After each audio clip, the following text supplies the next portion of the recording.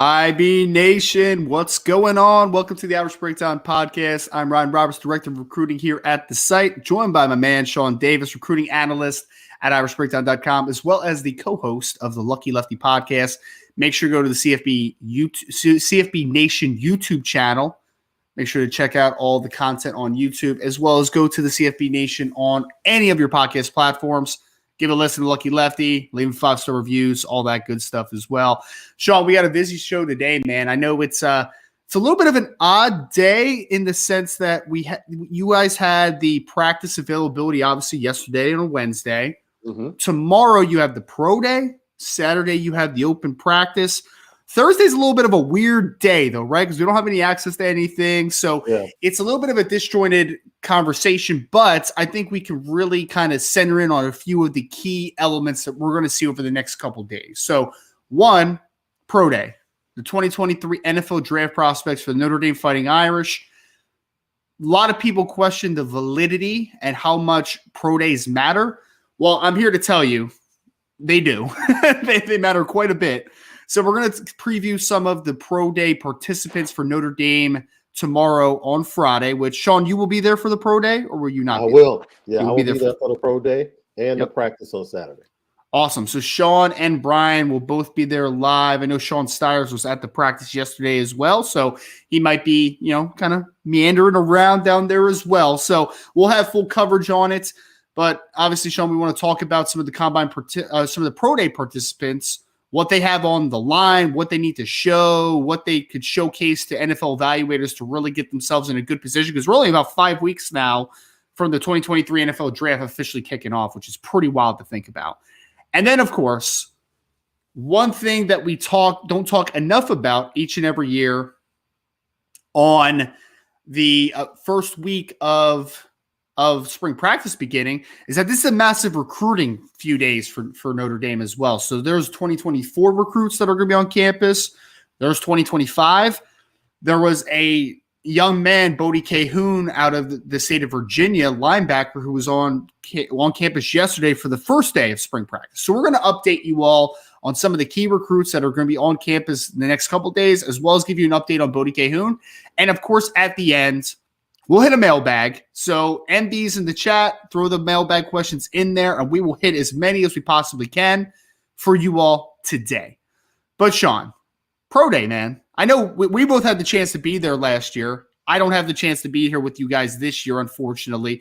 But for me, man, pro day is always a fun conversation because, we're meandering around and we're going to see, you guys are going to see tomorrow scouts from several teams. I imagine most teams will be well represented tomorrow.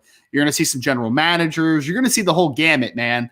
So I think it's just a really cool vibe for the ability to just kind of see some of these players really show out in front of some NFL evaluators, NFL scouts, and just, see how some decision makers really interact with them. And because they're so bad with body language, man. You can see some guys sometimes where they're just like, oh, that's nice. Like, I like that, right? And then they're going to bring back the reports of the boss. And then in the end of April, they may draft their players, right? So let me, Sean, just your excitement, man. How excited are you for the pro day? I'm excited because I remember being there with you last year. And we had one of the biggest stories of the NFL draft, right?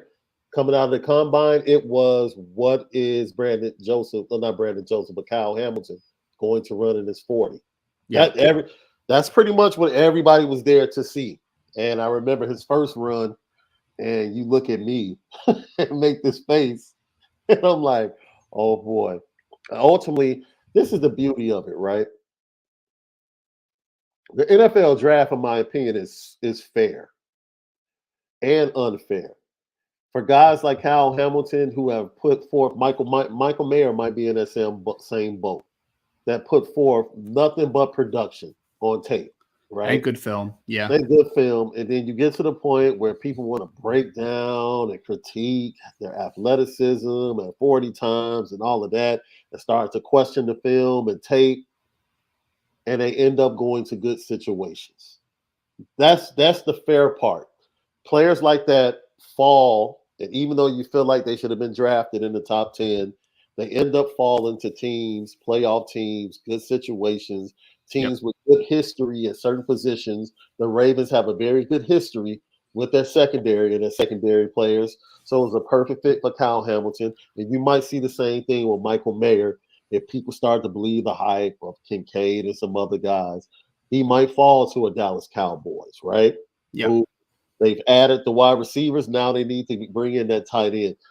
Or let's say he falls to Green Bay or it's another team to play. Or heaven forbid if he falls to the Chiefs or something like that. I mean, it's just the draft ultimately is fair and unfair. And usually it's fair to some really good football players that end up, not being top 10 like they should have, Yeah. but they end up on good teams. So I'm envisioning now, Sean, because I don't think people know this, but last year the Kansas City Chiefs ran about as much 12 personnel as anybody in football. They were throwing Noah Gray out there on top of Travis Kelce, obviously. Now Sean has me envisioning Michael Mayer and Travis Kelce in 12 personnel for the Kansas City Chiefs. It's in my mind now, man. I don't think he's ultimately going to get there, but there is some overthinking that's happening.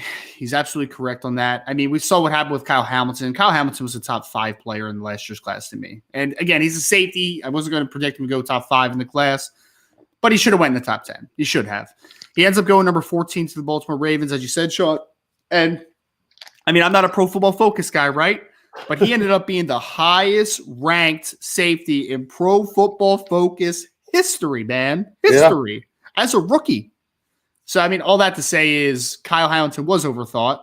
I think Michael Mayer is quite a bit overthought this year. Mm-hmm. Still think he goes in the first round. Still think he's the first tight end off the board. But there is some overthinking that happens. So, Sean, pro day tomorrow. Participants that we are expecting. Michael Mayer. And each of these players we'll talk about, they're going to be different level of participation during this event, right? So, Michael Mayer, Isaiah Foskey. You got the Adamalola twins, Jason and Justin. You got Brandon Joseph. You got Jared Patterson. You got Tariq Bracy, Josh Lugg, and then you expect Houston Griffith to also be out there. I don't know if the kicker is going to be out there. I have no idea if Blake Grupe is going to be out there. Maybe, possibly kicking a little bit, but regardless, we're not going to cover him too much because honestly, from my scouting background, NFL draft background, Sean, I don't evaluate kickers. I'm sorry, I'm just not very good at that. So that's where we are, man. So, Sean, I'll let you start us off here, man. Cool. We need to talk a little bit about what we are looking for, what players need to prove, kind of an over-encompassing conversation. Who should we start with? Let's start with Isaiah Foskey. Okay. Let's start with Foskey because I think let me tell you why. Yeah. I had this conversation recently with the pro day, and as the pro days get better at Notre Dame, it will start to match up with what we see on the field in the fall. Like there's a clear link to pro days, especially at the quarterback position. Right? Next year, Notre Dame has a chance of actually having a quarterback at the pro day that actually is getting drafted for the first time in a long time. Well, since Ian Book, yeah. And we didn't expect Ian to get. That was questionable at that point. Yeah, not that high. Definitely not that high. Not that high. So this is what I'm talking about. Like the pro day, as it increases and the value of the Notre Dame pro day increases, which we fully expect in the coming years, you'll start to see that line up with college football playoffs and getting the championship games. It should align. And that's why I want to talk about Isaiah Foskey because it's still a good look for Notre Dame to have 2 first-round picks. That's a good look. Yep. And will Isaiah Foskey give Notre Dame that second first-round pick? That's why I think he's one of the greatest conversation pieces amongst the guys at the pro day. What does he have to do? I mean, he did about as athletically. I mean, I don't know if he could have tested any better at the NFL Combine coming in at his height and weight. You know, maybe it is a team that falls in love with him in an interview or during that time talking to him tomorrow at the pro day.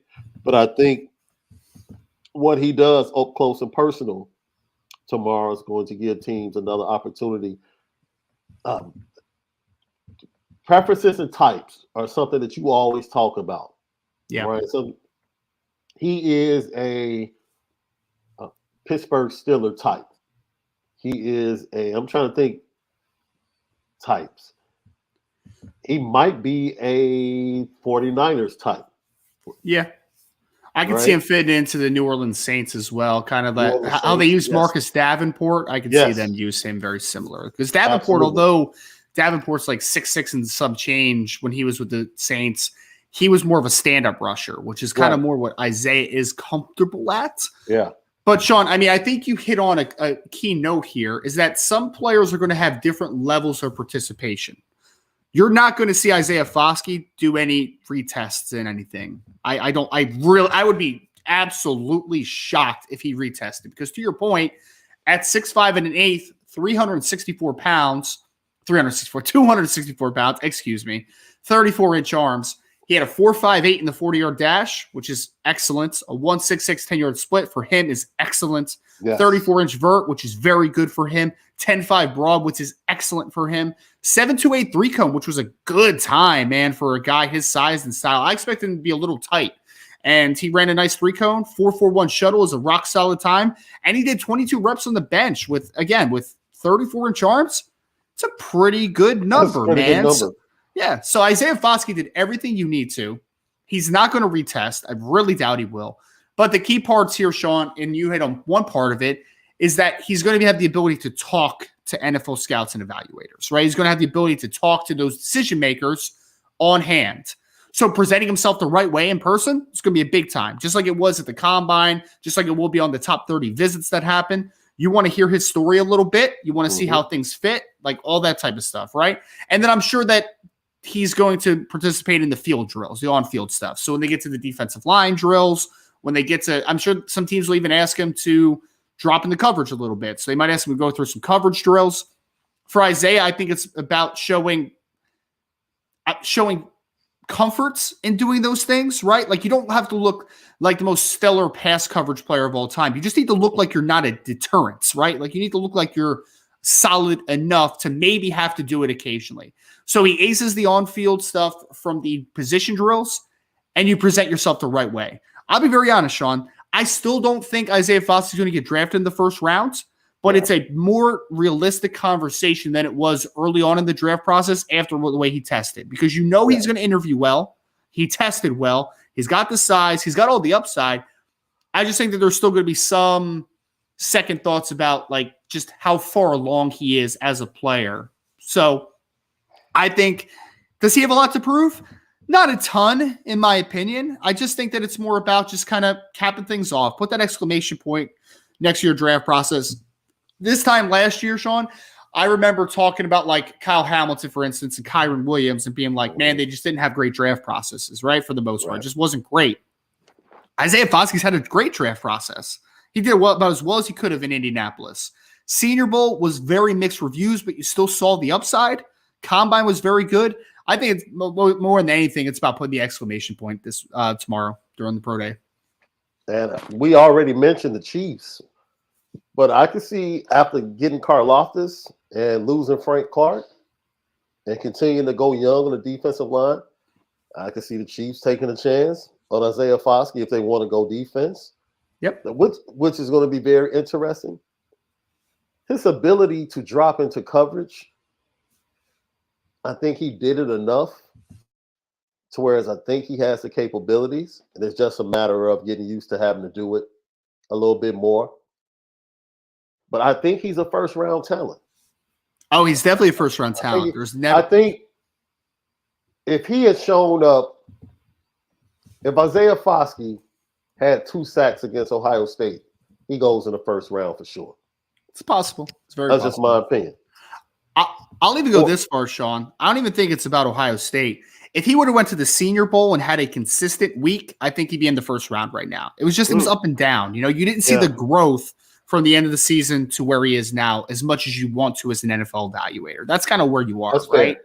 That's fair. Because you're looking at it from a standpoint of being in front of the decision makers. Yes. But if they saw consistency, it would have lined up with you being the all-time sack leader at Notre Dame. and what they've seen from film. Okay. Every box would have been checked. Not every box is checked. Most boxes are checked, which is why I think he'll end up going earlier, earlier than some people think. But I think he's more early second round type of player as we are sitting right now. But again, anything could happen. You mentioned the Kansas City Chiefs. They're the ultimate wild card. I keep mocking them a tight end with that last pick to kind of groom with Kelsey and be like the second fiddle to him for a year. But I mean, I could see a defensive end getting drafted. I could see, it's possible, right? But I think that the Ohio State game's a good point. I also think he didn't have a great game against Syracuse, against Matthew Bergeron, who's going to get drafted pretty early. I just don't think against any Blake Freeland's for BYU, I feel like he didn't do much against him. Like every legitimate prospect at offensive tackle this year, Isaiah didn't really have a great game. Like that's just kind of the point blank to it. He beat up on the North Carolinas of the world who just don't have those type of guys at offensive tackle. But regardless, man, the kid, I'll even take it this far, Sean. You said he's a first-round talent. He's a top 15 talent in this class. Just pure physical traits. Easy. Tyree Wilson might be the first edge off the board over Will Anderson, which is going to shock some people. Isaiah Foskey is much more talented than Tyree Wilson. Much more talented. Yes. There's no doubt. But that's kind of where we are. So, but I think Isaiah's had a good process. He's still going to get drafted pretty high. Slam dunk top 50 pick, in my opinion. Probably more of a top 40 pick when it's all said and done. Just he's on the borderline of that late first, early second round conversation. Yeah. Michael Mayer? Want to head to Michael? Let's do it. Arguably the greatest tight end in Notre Dame history, in a school that has produced tight ends as well as anyone historically. Name all the names, man. Dave Casper, Mark Bavaro, Tyler Reifert, John Carlson, Anthony Fasano, Irv Smith Sr. Just name them all, man. Great tight end producers Notre Dame is. Yeah. The question here has been this whole offseason and why people are poking holes in Michael Mayer is some people question how dynamic of an athlete he is. And I get it, right? Like, I get it. Michael Mayer is not ever going to be Kyle Pitts as an athlete. He's never going to be Brock Bowers as an athlete, but he's a great athlete in other attributes, right? The flexibility he has as a route runner, his ability to win up the ladder and pluck the football out of the air. The nuances of the position is what I think sticks out about Michael Mayer. What can he prove tomorrow, Sean? I think that the biggest thing for Mayer is because he will have to do 2 tests tomorrow. He did most of it. I don't think he's going to retest. He ran 4.7 flat at the combine, which was fine. His jumps were fine. Like everything was fine in that department, right? He checked boxes. He has to do 2 drills, and I think he's going to do pretty well at. One is the 3-cone, one is the short shuttle. I think the biggest misnomer, and this is my opinion, about Michael Mayer's game after watching the film, is that he's a tight athlete. Like he can't change direction well. I think that's ludicrous, man. I think he runs routes as well as any tight end in the 2023 NFL draft, in my opinion. He gets in out of breaks. He's smooth. I think he's going to ace those tests, do well in both of those departments. You kind of put the last check on the athletic testing because he tested a lot better than people want to give him credit for, but that's another conversation for a different time. And then it's all about the on-the-field stuff, man. Just catch the football consistently all day. I think he has a chance to just solidify first-round status. Like I think he's already solidified it, but like just, again, we're putting exclamation points. This is the last part of the process. I think Michael Mayer has a chance to put an exclamation point. I still think he's going to be the first tight end drafted. I don't think it's as clear-cut as it should be. Be very forthcoming with that. Yeah. But Michael Mayer is excellent, man. I don't think there's any – I haven't heard a single person actually have an issue with his film per se, Sean. It's about his athletic upside, right? His athletic upside, which I think is, again, a little bit overstated.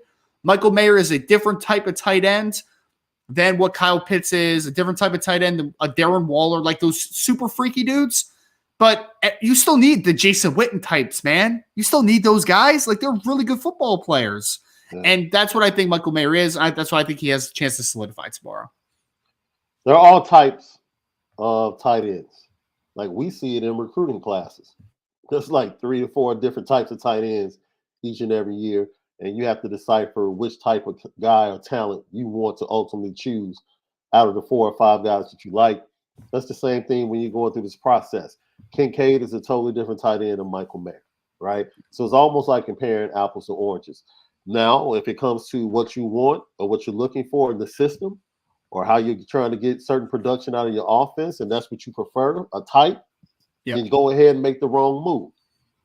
if that's what you want to do. But if you're just going after the best tight end in the class, the best tight end in the country over the last 2 years, there's no debate that Michael Mayer is that guy. I would venture to say that there's more left in the tank for Michael Mayer that has been uncovered.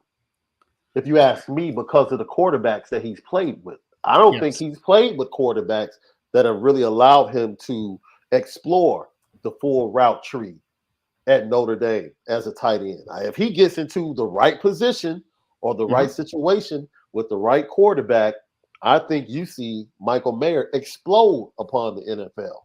Yeah. I really do. I think they're going to be like, oh, man, this kid is having a heck of a season. I think he'll be in the running for Offensive Rookie of the Year. Absolutely. And if he goes to a team that has a young quarterback, then that young quarterback has a heck of a blanket. Yes. A safety blanket now on that offense to look at on third downs and key situations. So he, because of the position, he's a top 10. If we were just rating talent, he's top 10 talent. Yes. Yeah. You can just rank it the talent. But based on the position and everything else, he shouldn't go any lower than the teams, in my opinion. Yeah, I think that the sweet spot for Michael Mayer begins in this draft, Sean. I think the New England Patriots are the 14th pick, I believe. And then someone has the 15th pick that also needs a tight end. I can't remember who it is. Come on, come back to me. Green Bay Packers. Green Bay Packers. Yes. So the Packers and the Patriots have that little bubble right there in the middle of the teens where you're just like, that makes a lot of sense. And then you get up into the 20s and there's the Cincinnati Bengals of the world and, some other teams like that. Regardless, I don't think he falls out of the first round. I think the teens is where you start having the conversation about Michael Mayer. And I think that he's going to be just fine come draft day. But, about solidifying things for the pro day, which I think is important, obviously, for him. Because the one thing we heard at the combine, Sean, this is why it's just so ridiculous to me personally, right? You're like, production, great film, competitor. And by the way, he was one of 2 players that were talked about the most during combine week as just acing interviews, man, just acing them. So there's just not many holes in his game. Yeah, he's not going to run 4.5 flat in the 40-yard dash, but 4.7 flat with his play style is just good enough. I mean, TJ Hawkinson went top 10 a few years ago, and he was a 4.7 flat guy. And I would say Michael Mayer had better film coming out of college than what Hawkinson had coming out of Iowa. So that's kind of where we're at. And Sean, another key point that you made, I actually put this on Twitter yesterday because I think people have just known – they've known his name for so long that there's this thing that happens that we call analysis paralysis, where you just know too much information about a guy, right? And you just watch too much, and it kind of muddles your thoughts a little bit. Michael Mayer is, but I'm probably missing a couple birth dates in our database at riseanddraft.com, but he is the second youngest tight end in the 2023 NFL draft. This kid's 21 years old. We're forgetting this for a second, man. It's not like this kid's like 24 years old. You're like, I don't know how much upside he has. Like, he's legitimately still only 21 years old. That's insane. And once again, you look at the run that you just talked about of teams early in the teens. Yeah. If he doesn't go there, then you're talking about him getting into the 20s. And you look at the first 6 picks in the 20. If you allow him to go to those offenses, it's a problem. Yeah. Like, look, start at 20 and go down the next 6 teams, or just go down the full 20 to 32 or 31 because Miami forfeited their pick. Yeah. Sean, I'm just envisioning right now that if the NFL overthinks Michael Mayer, he lands into the Bengals' lap at pick 29 or 28 or whatever it is. Because the one thing is, Mayer's from Kentucky. He lived very close to Cincinnati, though, yes. Right? So, I mean, he was talking at the podium, and he even said, like, Houday Nation, right? So, like, he grew up kind of a Bengals fan, right? Could you imagine Jamar Chase, T. Higgins, Tyler Boyd, and then, oh, by the way, Michael Mayer inside a tight end, man. Like, could you imagine that? With all those one-on-one opportunities he's going to get against linebackers and some safeties occasionally. Like, that is just kind of silly to think about. But that's why good organizations in the NFL continue to eat. Yes. They live off the bad decisions of the bad teams. You just talked about the Bengals, Sean. You just talked about the Bengals. How about this one? The Kansas City Chiefs, Sean. Everyone is super shocked that they had all these rookies that contributed last year. You know why they did? Because they take the value when it's sitting in there and staring in the face. They got George Karlaftis with the 31st overall pick last year. Yes. 31st. Yes. And he ended up being very good as a rookie. They got Brian Cook, who played a lot for them out of Cincinnati. They got Joshua Williams out of Fayetteville State that played a lot for them as a rookie. They got Leo Chenal, who was a monster in the Super Bowl out of Wisconsin in the 3rd round. Good teams take good players and don't overthink about it, man. Like, it's where we are, man. They just stole Drew Tranquil. Yeah. For San Diego to upgrade the linebacker position. And that linebacker position was already good, and now you're just like, okay, cool. Dude, look, this is why the NFL, bad organizations always make bad decisions when it comes to the draft. As much as we want to focus on free agency and all, the draft is the heartbeat of the NFL, right? It comes to pro days. That's why one of the things I'm looking forward to, something we looked at, who's running the drills? You talk about Isaiah Foskey. What teams are the ones walking up asking him to do certain things at this pro day? Right. That is going to be telling to see who really has an early interest in him. Like whoever runs the drills and they're going to ask him to do certain things, those are the teams that might be tipping it off that we're looking at him early. If not early, then definitely in that 2nd round. It's the same thing with Michael Mayer. I'm very interested in seeing which team is going to ask him to run a certain route. And also someone asked in the chat, I think who will throw into Michael Mayer tomorrow?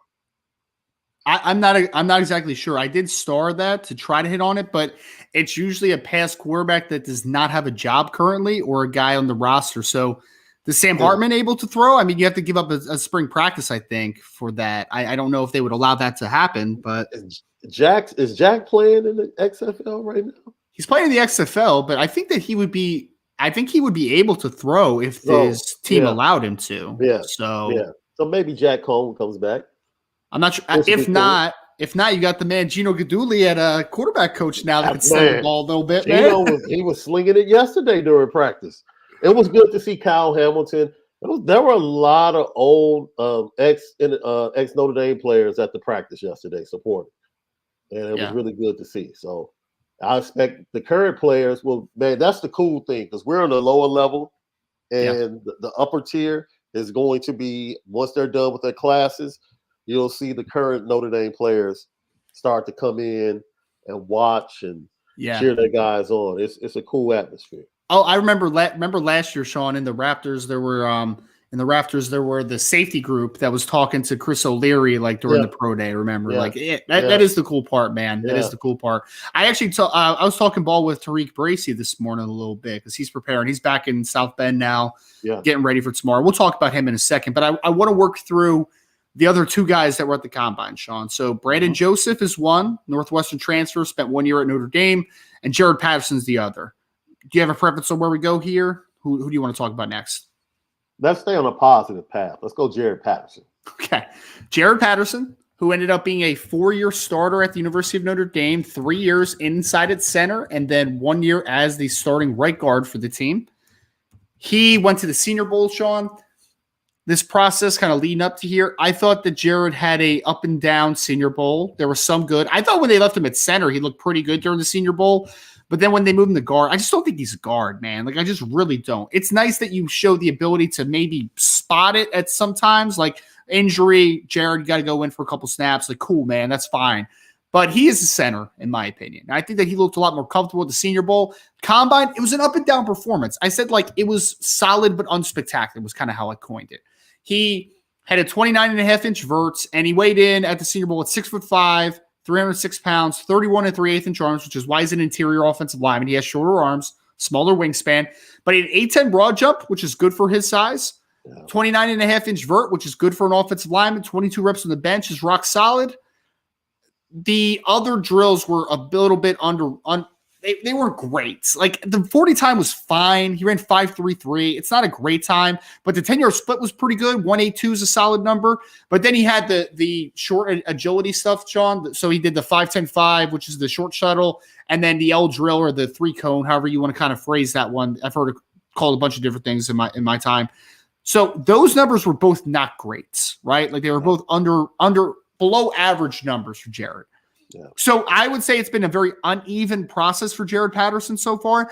I am actually interested to see, because you don't usually see offensive linemen retest at these types of things, but I'm interested if he just retests the short area stuff, because I think that stuff is a little bit more important than like the 40 time. He never has to run a 40 again in his life. Like there's no reason to ever do that again. But maybe he redoes the shuttle. Maybe he redoes the 3 cone. That might be a conversation. But more than anything, I want to see him in the field work, man. I want to see more than anything. I want to see him getting snaps. I still think that there's something there with Jared Patterson as a center. It's just I want to say this about being as nice as possible, because Jared Patterson was a real good football player for Notre Dame, man. He was. Mm-hmm. He was a 4-year starter. You don't start at the University of Notre Dame for 4 years if you're not a good football player. I just want that to be understood. Facts. But Jared did kind of level off in his career. Didn't like keep eking up and getting better. He did kind of level off a little bit. So I think for me, this conversation is about, let's look good in the field drills. Maybe you redo the short area stuff. But more than anything, Jared Patterson needs to sell himself as a student of the game, because I think he's a center, Sean. And at center, mental side, the intelligence, that stuff matters so much. So I think Jared Patterson has a little bit on the line during the pro day. I think that this is going to be an important opportunity for him to be amongst those scouts, amongst those GMs, and really sell himself as a person, as a player, and as an IQ level guy as well, like a guy that can really think on the fly and have that mental capacity part down. I think it's one of the most important things when you look at most mocks and breakdowns of Jared Patterson. I think he's in that 4th round range. And for him, because of that leveling off, we expected that if he took the next step forward, and you were talking about someone that was 1st round, early 2nd round. Yeah, right. Top 50 type of top range. 50 on him. Type of range. Yeah. He levels off. Could have been because of injury this year. Okay, but you saw some of that late in his junior year. So I think he gives you extreme value, though. Yes. As a 4th round pick on the NFL offensive line, right? Because he does give you some versatility, guard to guard. He does. I like him better at center, but he can play guard in a pinch, especially early. To me, he seems like the type of kid you bring in, let him develop, and then once he gets used to the NFL, he kind of takes off from an NFL standpoint, because he's extremely smart. Yes. And he has the Harry Hiestand stamp. That right there means a lot when it comes to evaluators. They'll look at the film and they'll look at the history of others that have gone before him that might have. Robert Hainsey, right? Robert Hainsey, he's a right tackle. People say, man, we might have to kick him inside. He struggles early on. Yep. He ends up playing guard, and then they lose the alt. They end up having to play him at center, because he had that versatility coming from Harry Hiestand. Jared Patterson, to me, is going to have the same type of value. Will he ever become an all-pro in the NFL? I don't know about that. Can he be part of a really good offensive line, though, in the NFL? I do think he can be part of a really good offensive line. He's big enough in the NFL to play center. Yeah. That's plenty big enough. Plenty big enough, yeah. So, and he's smart enough. Yes. He's smart enough. So center was definitely probably his best position moving forward in the NFL. And I think him in the 4th round, based upon what his projections were going into his senior year, if you're a team that can get a healthy Jared Patterson, you have to feel pretty good if you're getting him in the 4th round.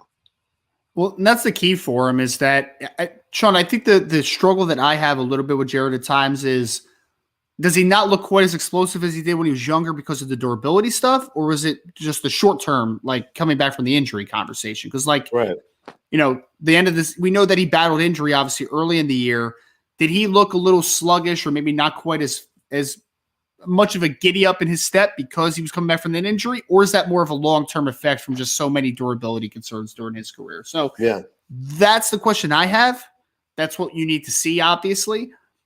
But I think that the one thing about Jared is that, again, 4-year starter at a place like the University of Notre Dame, has started at center, has started at guard.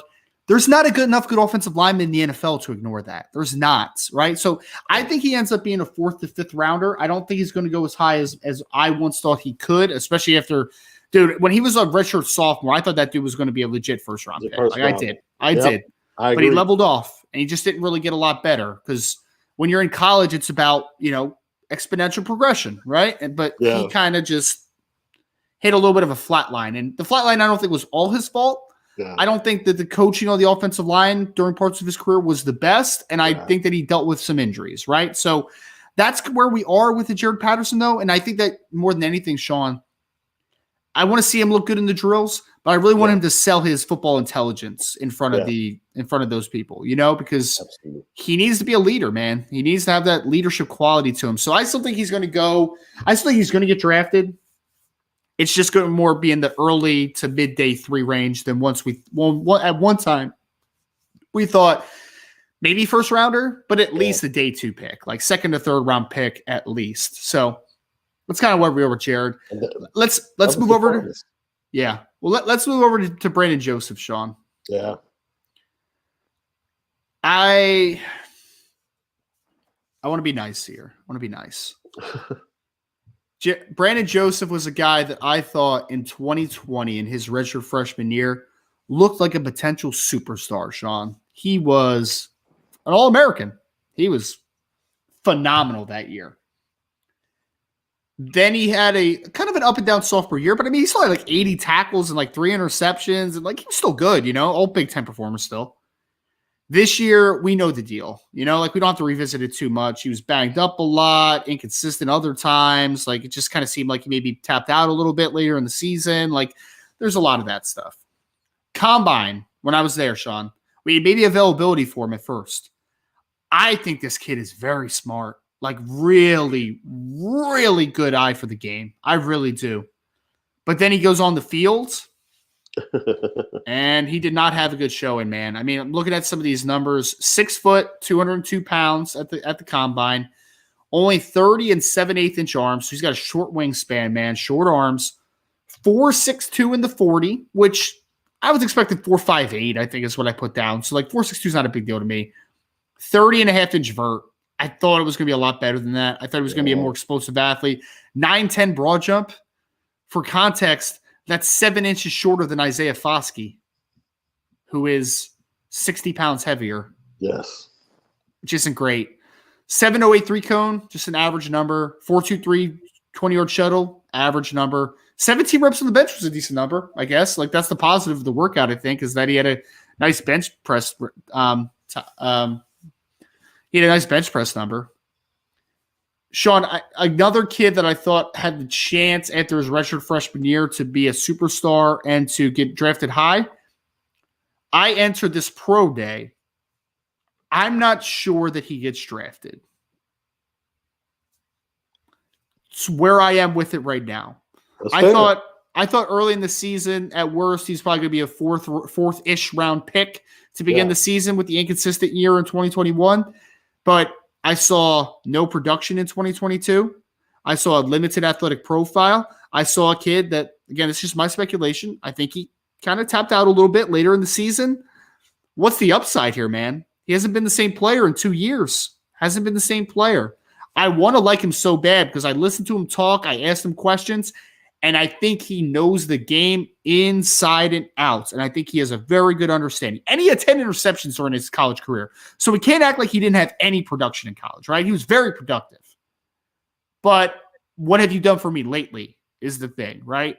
So I think this is a day 3 football player. I think he has a chance to go undrafted, though. What can he show in this conversation, Sean? I think he needs to retest, and I think he needs to retest in several of these events. You need to do the vertical again. You need to do the broad jump again. Maybe do the 40 again. I'm not as worried about the 40. I need to see the explosive numbers. I need to see the broad jump, vertical, and I hope I see some short area stuff redone. That's what I hope to see. But I think Brandon Joseph's in a little bit of trouble, man, if he doesn't have a big pro day. Can he recapture some of the things that have been lost? You talk about the film, you talk about how he's tested at the combine. I would do everything. Yeah. I would do everything over. Everything. I would hope to get a happy, Notre Dame watch at the pro day that would add a half a second or, take a half a second away to get to the 4.5s, get up to 20 reps on the bench. That's easy. To say, go ahead and do 3 more reps of 225. Go ahead. You can do it. But if he can happen to get up to 20, and then most of all, the broad jump and the vertical, right? His numbers are so low, I don't even know if getting up to 32, 33 inches on a vertical would mean anything to me at this point. It's like, okay, maybe you're just not that guy. I want to know why the numbers were so underwhelming, Sean. Like, was this a situation where we know he was banged up later in the season? So was this a repercussion of being banged up? Was this a lack of attention during training? Was he training? Like, there's just a lot of questions I have, man. Because that's hyperbolic, right? He was training for this. It's just, why were the numbers not great? I don't know the answer to that. Yeah. And I will say this, though. If you go back and watch his film, when they allowed him to play downhill and close to the line of scrimmage, he looked good against Ohio State. Yep. He did. You look at what he did that first play from line of scrimmage against Syracuse. He was playing almost into disguised coverage, close to the line of scrimmage, and baited the quarterback, Schrader. Yep. Pick 6. So that might be understanding his lack of athleticism. He's not a, free safety. He might be more of a strong safety. He might have to switch over into something like that. And which is wild after watching his early career, man, because I thought that kid was a legit. And I still think he does have some range on the back end. Maybe he's just not a good tester. I don't know. I'm not sure. I mean, in what system, though? Cover 3 system? More of a zone system? Man, he looked. I mean, you saw the flash against Syracuse where he was playing single high and he had that interception in the end zone that got called back. It's like, oh yeah, there's some range there, man. He's a weird player to me, man. He's a really weird player to me. But that goes back once again. Maybe someone falls in love with his smarts, right? And says, "Yo, if we can really get his game to be more anticipatory, rather than dependent upon his athleticism, he'll get to the spots he needs to get to because he knows the game. He has the ability to know the game. But you take him into camp as an undrafted free agent, and you let it roll. Because that's a pretty talented undrafted free agent. No, it's a really, and I think that I don't want this to get across, come across wrong, because I still think that there's something to Brandon Joseph. It's just wasn't present in 2022 nearly enough. It's just kind of where we are with it, man. But I think that Sean, like, this is no fluff. This is no BS. Like, this is nothing, right? I talked to a lot of guys at the combine. Talked to a lot of safeties that day at the combine. A lot of defensive backs. Brandon Joseph was arguably the sharpest kid that I talked to that day. Like, legitimately, man. Yeah. He knows the game. He sees it at an advanced level. Why was it not consistent in 2022? Why did he seem to disappear for games? I don't know the answer to that. I don't know. Yeah. I know he was dealing with an injury. I know that was kind of a mental setback for him. I know all those things. This is one of those things. This is one of those processes, though, where if I'm an NFL team, I really need to sit down with Brandon and be like, yo, brother, like, what happened, man? Like, what happened? Why were you inconsistent this year? Why did you miss a couple games? Like, I need to sit down with him, So I think that those interactions are important, but he also needs to show that he's a more high caliber athlete than what he showed in Indianapolis, because he just was not great. It was not great, but yeah, it was definitely a shock that he tested as bad as he did on the broad jump and the vertical. Man, broad jump number was so. I mean, You mentioned Perth was bad too. that the interception that was overturned. I mean, he went up and got that. Yes. He went up and high pointed. So you expected him to have that leaping ability, whether, because vertical can come from two places. A lot of people think it's only about the calves with the vert, but, your thighs can help, bigger players. That's what bigger players get it from as well. So I'm just shocked, man. I'm really shocked that he didn't test well in those areas, but I don't know if he can make the jump necessary to really be impressive. He would have to improve by like 5 to 6, go from inches. like 30 to 35, 36 for me to say, oh, wow. Okay, that's the guy I expected. We have seen already this pro day season some guys make improvements like 4 inches though. Like it does happen. It's weird, but it does happen. I mean, man, I don't know, man. I'm just really struggling with Brandon Joseph a lot because I still think there's something there. But this is the point though, Sean. You cannot be not fast and not explosive. Can't be both together, man. You can't be both together. That is not a good situation to be in. It's not a good situation to be in. You need to have one or the other. Having both is great. That was the blessing with Kyle Hamilton. He might have been perceived as slow, but he was not perceived as non-explosive. Now that kid had he had a 10-10 broad and like a 38-inch vert or something like that, right? Kyle, like 37-inch vert, something like that. Like, yeah, he was very explosive. It was just the 40 time was not what people wanted to see. But that's Brandon Joseph. Sean, let's work through some of the non-combine participants here, and we'll work through these a little bit quicker. Let's start with Tariq Bracy, who I think is an interesting one. So, nickel, pretty exclusively this year. There were some opportunities to play outside, like you think about the BYU game where he was playing outside to start the game, gets the rangy interception working over top. He's played outside corner in his career, but at probably right around 5'10", 180-something pounds, like he's a nickel mostly on the professional level. So I talked to him this morning, Sean. He was trained out in California at Cal Strength, I think is what it's called, where he was at. I forget exactly what it was called. But sounds like Tariq is expecting to show the place up a little bit tomorrow, man, and showcase some athleticism. So a kid, though, he didn't get invited to any of the major all-star games. So he didn't go to the Senior Bowl, didn't go to East-West, he didn't go to the NFLPA Bowl in Pasadena. So he didn't get invited to any of the 3 major all-star games. And he didn't get invited to the combine. This is a big opportunity for Tariq Bracy, man. He needs to showcase himself as an athlete. He needs to showcase himself as a young man, which I think the latter is easy. Like, I think that he's going to come off as a very bright and intelligent young man. Yeah. But this might be one of the biggest pro day performances potentially is for Tariq Bracy, you haven't seen him this draft process yet. This is his opportunity to impress and maybe get a priority free agent opportunity at the next level. To the all-star games that you mentioned, in my opinion. Like, Tariq Bracy should have been at least one of them. And he was good enough to be at the NFL Combine, in my opinion. So, moving forward, Tariq is probably going to make it home in the NFL as a nickel, right? More than likely. Maybe he can go outside in certain positions with certain teams. The nickel. You're looking for Tariq to run really well.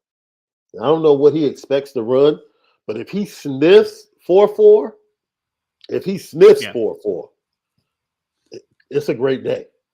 It's a great day for him. I expect him to test well in agility. And look, his value in the slot and what he was able to do early in his career outside, and he played outside this year in certain situations, especially when Cam was injured. So he has versatility. I'm pulling for Tariq tomorrow more than I'm pulling for anybody. Honestly. Yeah. I want him to have a fantastic day. I think he's a quality kid. I think he has leadership skills. And I just think he's one of those guys that goes to the NFL for Notre Dame and ends up playing for 10, 12 years. And you look up like, man, Tariq had a really nice career in the NFL. It's going to be really interesting because The testing's very important. I mean, I think you hit on one thing though, Sean.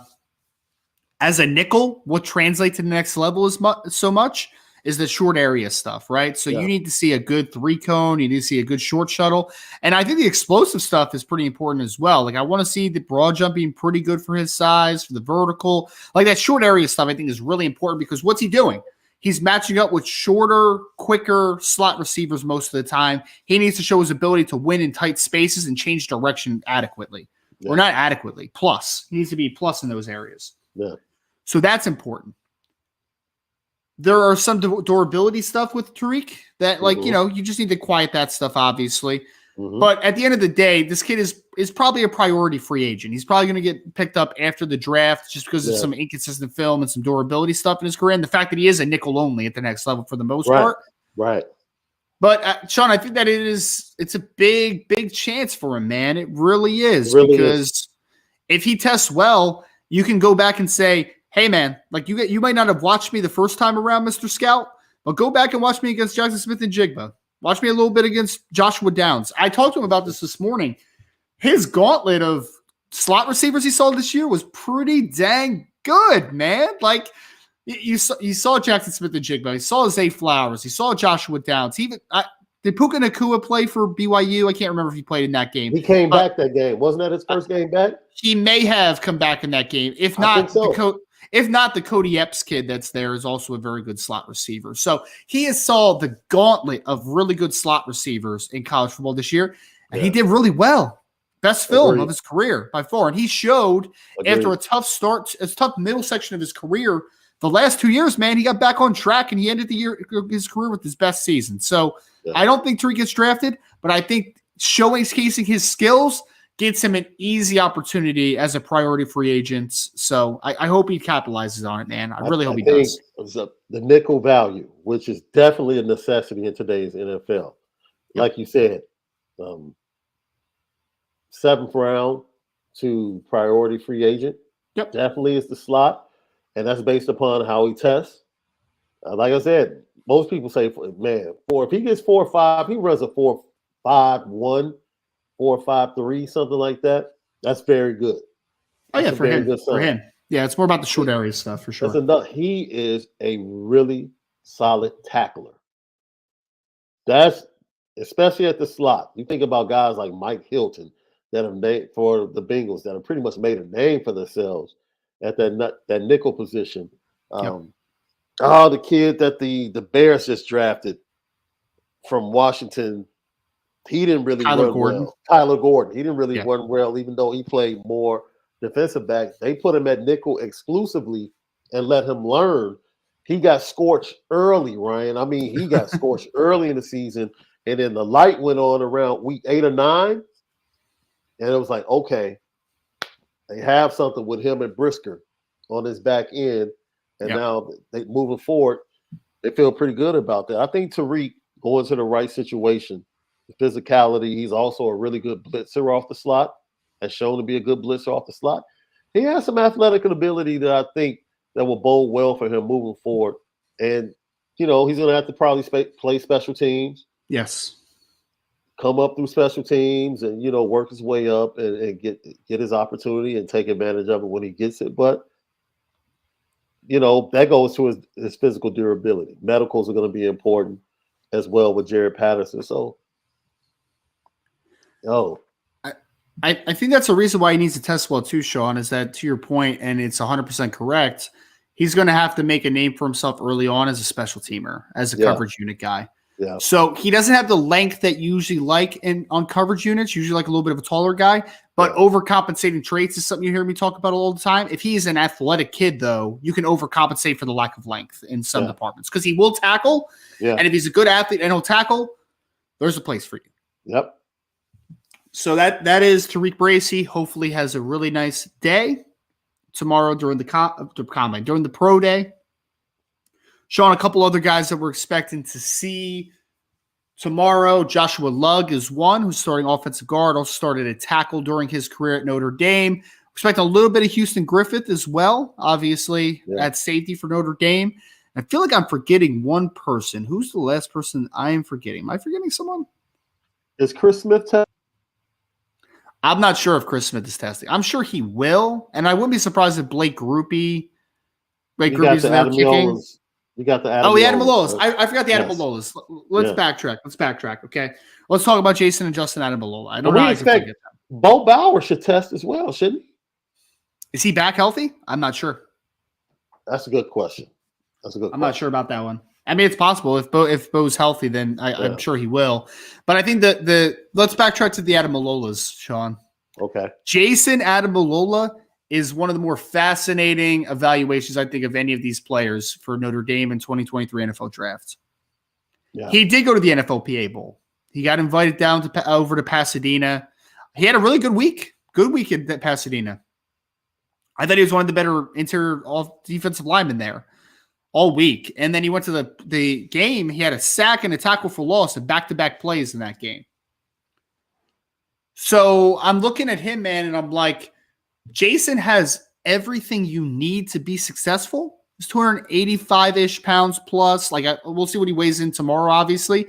But he has decent length, over 33-inch arms, decent wingspan, taller than what he was listed at Notre Dame at times. He was 6'3" and an eighth, I believe, at the NFLPA Bowl, which was good to see. Athletic, has some strength to him. Sean, his thing is always going to be about, it didn't feel like he ever put it all the way together, right? Where it's just like, you have all the talent to be a really impressive producer at Notre Dame, but I don't think he ever hit that level at Notre Dame. So this opportunity for me, I think it's similar to Tariq Bracy. Jason Adamalola blows stuff up. You start looking at him late rounds like, maybe I take a shot there, right? Or at least priority free agent. Like, yeah, absolutely. Just Jason Adamalola is going to be in a camp. Like, there's no doubt about it. The question is whether he's a late round drafted guy or he's a priority free agent player. That's kind of the conversation that happens. But I think he has a chance to blow it up, man, because he is a really good athlete, in my opinion, on the interior defensive line. So I'm interested to see how he tests. I think he's going to knock it out the park in the drills. I think so. Yeah. And quick, if he does the cones and things of that nature at his size. Look, man, this is what is that commercial? The insurance commercial with the older guy. You almost had it. Yeah. That's been Jason Adamalola his entire career at Notre Dame. I swear he's broken through the line with his quickness and just missed making the tackle or getting the sack in the backfield so many times at Notre Dame. And that's Sean, do you remember in 2021, the first play of the USC game where he was playing edge and he forklifted the offensive tackle and got a sack on the first play of the game? Like, so much talent there, man. There really is. Yeah. And it's hard to overlook, right? It's just hard to overlook because there will be some defensive linemen that will be in the war room and say, look, we can really mold this guy. And have a comp to talk to his general manager and his coach and say, yo, this is who he is. I promise you, if we get him in camp or we get him into our system, he's going to turn into a really good starter for us because he has the talent to be an impact player. He has the talent to be an impact player. At least a rotational player. He definitely has a. I'm not saying all pro. That's not what I'm saying. But he can make an impact in the league as a rotational player. Yeah, he should be on the inside rotation and make plays 25 to 30 snaps a game. Absolutely. There's a lot less talented defensive linemen in the NFL that have garnered substantial roles on their defensive line. But I think the one thing, Sean, that all those defensive linemen have that kind of just find a niche is that they're consistent at it, right? And I think that that's the one thing about Jason that you look at and say, Jason's talented for sure. He had production at times for sure. Is he consistent? That's my question mark. Yeah. But I think that he has a chance because, again, he's physically gifted, man. I think he's going to come 285 plus pounds. Wouldn't be surprised if he runs sub 5 in the 40. Wouldn't be surprised if he has a decent vertical, decent broad. He's a talented kid, man. There was a reason that he was so highly touted coming out of St. Peter's Prep in New Jersey. There's a reason for that. Yeah. He has versatility, right? Yep. He has big-time versatility. And really, I don't think he's stuck to a system. No. I think he can play 4-3. He can play 3-4. You can put him at 3-4, in my opinion, based upon what you just said from that first snap against USC. So I don't think it's something to where he's kind of boxed into. I think there are a lot of teams that can look at him with different defensive systems and can see value in that. I can see maybe 6th round down, depending upon his testing and his meetings. Yep. Yeah, I mean, it's possible he gets drafted, but again, it's going to be about the understanding of consistency. But I think that he has a chance to get drafted. I do. It's just he's one of those players, Sean, that you're just always going to wonder what if at Notre Dame. Like what if he hit his ceiling? What if he hit his upside? He had more production in him. And my biggest question mark, and some people are probably going to push back on this a little bit, but I think for me, Jason Ademilola is best served as a penetration style 3 technique in a 4-man front. I agree. But in order to be that role, Sean, you got to finish plays, man. You got to finish some plays, and he doesn't finish enough plays. That's kind of the inconsistency. I mean, but you see it, man. It's there. There's flashes. It's all there. I think Jason has the opportunity to have a big performance. I actually think he is going to have a big performance. Like I have questions about, if Brandon Joseph is going to test again and really show out. And there's a couple other guys in this list. Like I legitimately have questions of how athletic they're going to be. Yeah. But Jason Ademilola is one that I don't really have question marks athletically. Like I'm going to look at him and I'm going to say, yep, you tested really well. Like everyone expected you to because everyone knows you're a good athlete.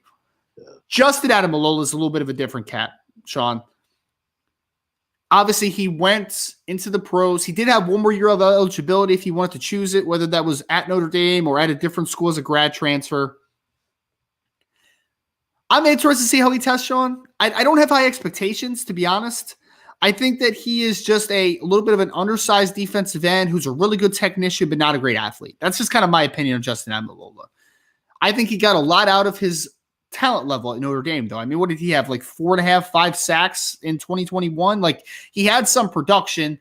I'm struggling to see him do anything at the pro day athletically to really pop for anyone. He had a really good bowl game. He had a good Gator Bowl. Had a really good Gator Bowl. And his decision to forego his last year eligibility was a bit of a shock. But at the same time, his journey has usually been linked with his brother. And that journey continues on to the NFL. Free agency, And tomorrow is an opportunity for him to get in front of all of the teams and, practice squad, special teams. I mean, that's the journey of guys like Justin Ademilola to finally make it into the NFL or make it onto a roster. So, yeah, I mean, I hope I'm wrong. I hope I'm wrong, man. I hope he pops. I hope he does really well. I hope that he tests a lot better than I think. Because if he does test better, Sean, that's going to ease evaluators' minds of like, oh, there might be more upside there than maybe I anticipated. Like that's going to pop in people's minds, right? So Justin Ademilola is another one that's going to be interesting.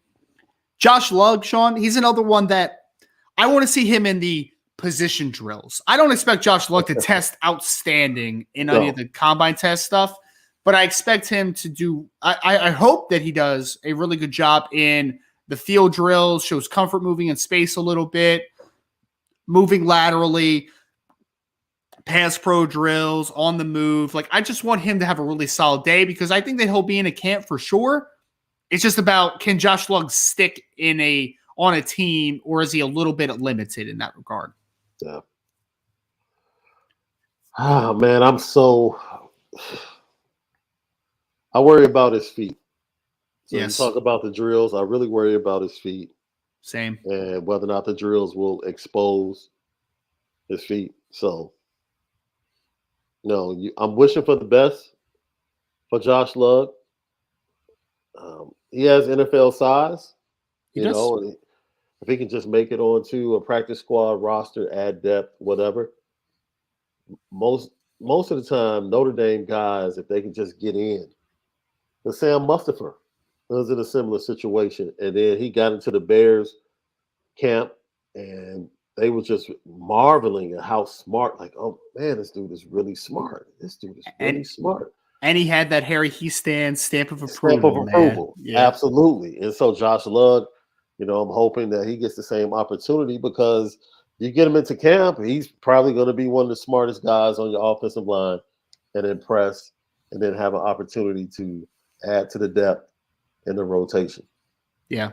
Yeah, he's just a little bit of an odd player, Sean, because he's tall. He's really tall. Yeah. But then he has short arms and he doesn't have great feet. So, like, that's a very weird combination, you know? Like, he looks like an offensive tackle just from, like, the height perspective. Yeah. But then, dude, he has, like, 31-something odd inch arms. Like, he doesn't have much length at all. So, just a little bit of a weird player. But I hope the best for Josh. I think that we didn't give Josh enough credit for what he gave as far as consistency this year throughout most of the season. But I think he was a very solid player for Notre Dame last year. Couple other guys, Sean, that we're not going to get as much into, but we believe will be in some form of attendance. I talked about Houston Griffith a little bit already. You know, what does he look like as far as testing? You know, is Blake Grupe going to be kicking it all? I'm not sure. We haven't gotten like the full scope of who's going to be participating. You mentioned Chris Smith. Is Chris Smith going to be a guy that just is moving around and see what he can do at the defensive tackle position? Not guys that we're going to be focusing heavily on, but certainly guys to keep an eye on. Is Bo Bauer going to be healthy? You know, there's a couple guys that you just kind of wind things out to just keep a close eye on. If you're not. Well, Chris Smith has that Harvard degree. I think either way, he'll be open. Harvard degree, then he goes to University of Notre Dame. He's a bigger guy too, Sean. So, like, I wouldn't be surprised if a team's like, we'll give you a look in a camp. Like, we'll give you a look. You know what I mean? Hey, like, for the most part, he played pretty well. He did. In spot opportunities, I thought Chris Smith, he did a lot more than I thought he was going to do when he first came over from Harvard. Like, I thought it was just a pure depth player, not much else type of thing. But he gave him some reps, man. I give Chris Smith all the credit, man. He did a good job for Notre Dame, in my opinion. He did a very good job for Notre Dame. Agreed. But NFL future, probably not. But regardless, good opportunity for him to potentially test at the pro day if that's what his choice is. So, Sean, that's going to kind of wrap this up, though. That's kind of a little bit of our pro day, a little bit of our pro day primer, I guess is what we'll call it. Sean Davis will be there. Brian Driscoll will be there. I think Sean Stiers will be there, but don't quote me on that one. So make sure to stay tuned to irishbreakdown.com tomorrow because there'll be a lot of analysis. I look forward to seeing all the testing numbers because everybody here knows that I'm a little bit obsessive over the NFL draft sphere, so I can't wait to see some of the tests. Don't go anywhere because we're going to get into a little bit of a recruiting roundup, a little bit of a recap, and get you all ready for what is a very important week or important few days, weekend of recruiting. And because Notre Dame, part of the spring practice, they're going to have several guys on campus. They had one yesterday. They're going to have several on Friday.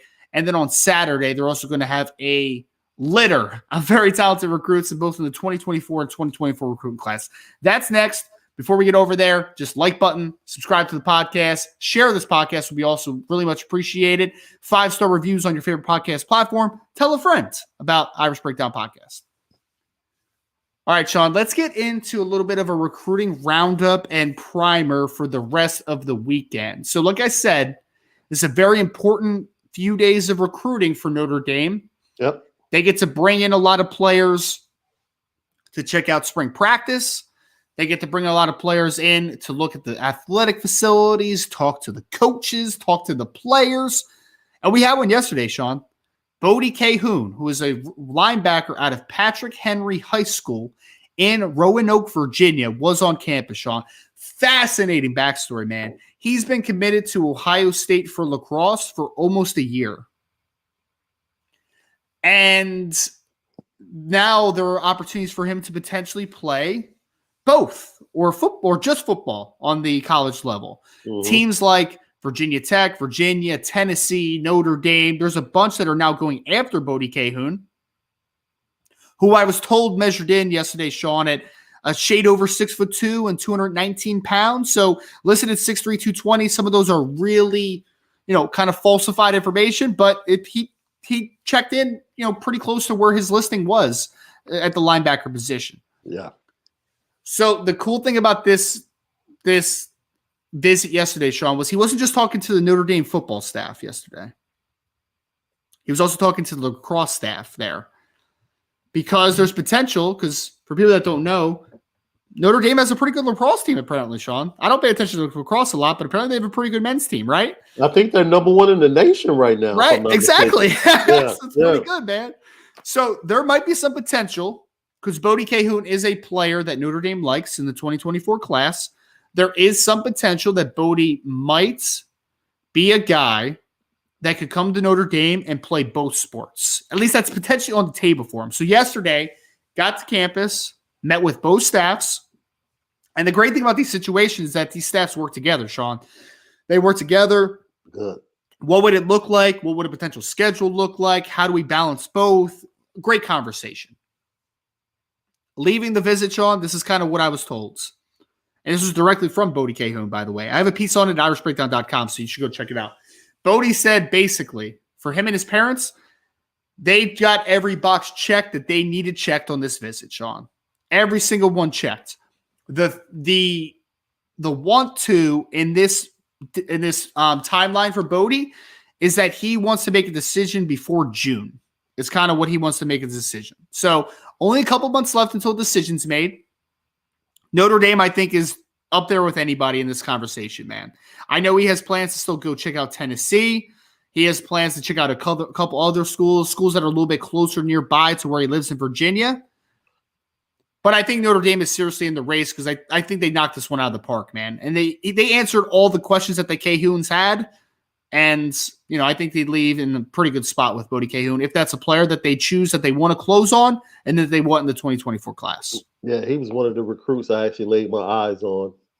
His parents, he and his parents, they both came upstairs during the practice for a brief moment. I was like, yo, that's a big kid. Yeah, he's a pretty big kid. He was next to Vargas Freeman, man. He made Freeman look a little bit small. I was like, all right, man. I was like, okay, that's a big kid, So, but no, it's good to hear the connection with lacrosse, and it's good to hear that Notre Dame knocked it out of the park. And I hope that's a trend that we're going to see for this upcoming weekend with all the big time recruits coming in. Yep. So Bodie Cahoon's does a good job. Has a good visit, and Notre Dame staff did a good job of really kind of cementing his status. And one weird note, I thought it was a little bit weird, Sean, but they apparently the staff was talking to Bodie about his film and such, and Bodie told me that they compared him to somebody on the roster. This was in the piece I wrote that came out this morning. What player do you think that the staff compared Bodie Cahoon to? Oh, wait a minute. Oh, man. You know what? I didn't read the piece yet. Just go ahead and tell me. They compared him to J.D. Bertrand. Definitely by the hair. By the hair? Yeah. Definitely by the hair. Because the hair yesterday, J.D. usually has a little frazzled look by the hair. Yes. And Bodie was sporting that yesterday. So, yes. I just thought maybe it was really early. Because practice is like 7:30. So yeah, and Bodie is definitely taller and longer than JD, but they said that they made a comparison to him because I guess his play style and frame, I guess, is kind of similar in their opinion. So I thought that was an interesting note. Okay. You don't look too happy about that one, man. I'll leave it to myself, man. I'll leave it to myself. I'm the messenger here, Sean. I'm just passing on information, man. I'm not analyzing any part of that conversation. I can just imagine Bodie going back home and watching film or watching YouTube and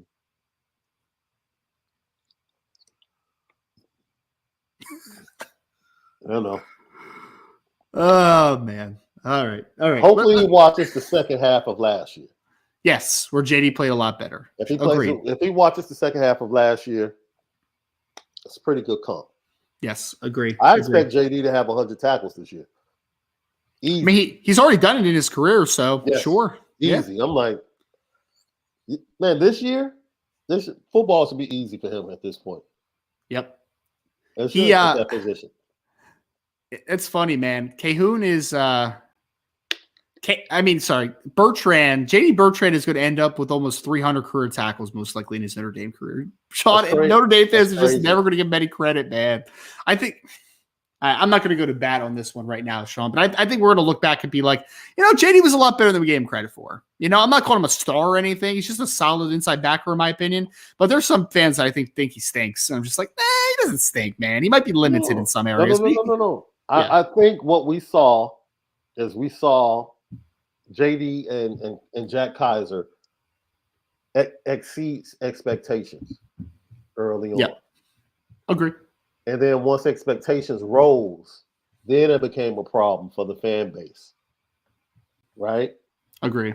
when they are they've been who they are since the beginning. That's who they are. The type of guys they are, how they need to play, how things need to be called for them. That's who they are. But JD has gotten better, though. That's one thing I can say. Yes. He's had some rough spots, but he's gotten better. And Yep. I don't expect him to take a step forward this year. I expect him to be consistent. That's all. I just expect you to be the leader and to be consistent, game in and game out. There were way too many peaks and valleys last year for JD. Yeah. The game against North Carolina was fantastic. He looked really good. But then there's other games where you're just like, JD, I don't 100% know what you're doing right there, sir. Like you're missing tackles and just it's not consistent to your point. It's not. Yeah. But there is good though. There is good on film. I mean, the BYU game where they didn't scrape over the top a couple of times and some big runs. And Yep, that's it, man. That's it. So that's Bodie Cahoon, linebacker, Patrick Henry High School in Roanoke, Virginia. Sean, I want to hit on a couple players that are going to be on campus this weekend as well. But also, I wanted to just talk briefly about my interview recently that is now on the Irish Breakdown YouTube channel with Kingston Viamu Asa, who is a linebacker out of St. John Bosco in Bellflower, California. And I wanted to bring this question up because this, I think, is something that we need to talk about, Sean, because I just got confirmation on this. Someone had reported it earlier, but I wanted to make sure to get confirmation myself. DMND13 just said, is Kingston still coming this weekend? I thought I saw on Twitter. I know that he was rescheduling or something. So I have gotten verification to your question that Kingston will not be making the trip. He was scheduled to come on Friday, Sean.